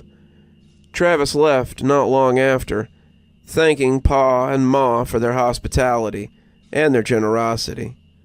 Over the years, he would return to the house many times, watching the kid grow alongside Maggie. Maggie never wore the pumpkin again, and over time, the boy's head returned to normal. The town never forgot what had happened on that Halloween, and Travis was as much of a hero as any of the militia. Life in Frazier went back to something like normal, and over time, the town healed. They were careful about their pumpkins, though. Pumpkins became a staple in Frazier, and no Halloween was without a jack-o'-lantern ever again. The altar in the woods was buried, backhoes and tractors used to sink it deep in the earth. They say you can still hear an odd whispering in the woods if you linger there, but it's faint and spidery. The altar still tries to entice people into doing its will, but the townspeople know better now. They know what lies at the heart of the altar, and what demons they might bring forth if they listen for too long. And thus, Frazier became one of the few towns to survive the incursion of the Green Man. But he will always come back. Be mindful of strangeness in your own town, lest you find yourself tested by the Green Man and his minions one year.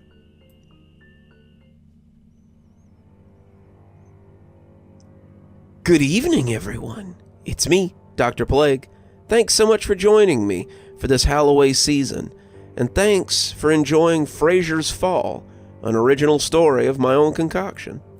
It's always such a pleasure to tell you all about the Green Man, and the Pale Lady, and the Laughing Audience, and Dr. Winters, and Grandpa, and everyone that I write my little stories about. I do so love to see you guys come back week after week to enjoy my tales, and from the bottom of my heart, thank you. This season has been full of surprises and great expectations and so much, and I know many of you are looking forward to the book coming up. It should be out in a couple of days. I'm ashamed to say I've bitten off a little more than I can chew, and proofreading is taking a bit longer than expected.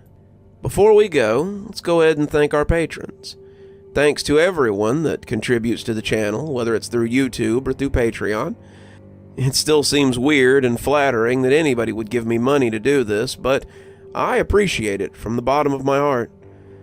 Let's thank Unicorn Hollow and Civ Garstad, our spooky ghost contributors, Janet, Lee Kendall, and Saikat, our spooky skeleton contributors, and hi Stacy, Winter, Xaronan, Emily Coltsfoot, Stephanie Carrington, Tyler Parker, Cinnamon Fox, Sarah Massamar 42, and Bella Lee for being our Ghostly Reader tier contributors.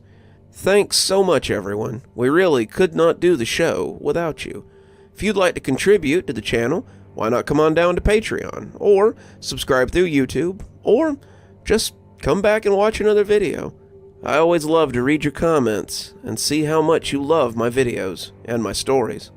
And as always, thanks for stopping by. Dr. Plague, signing off. Have a wonderful evening.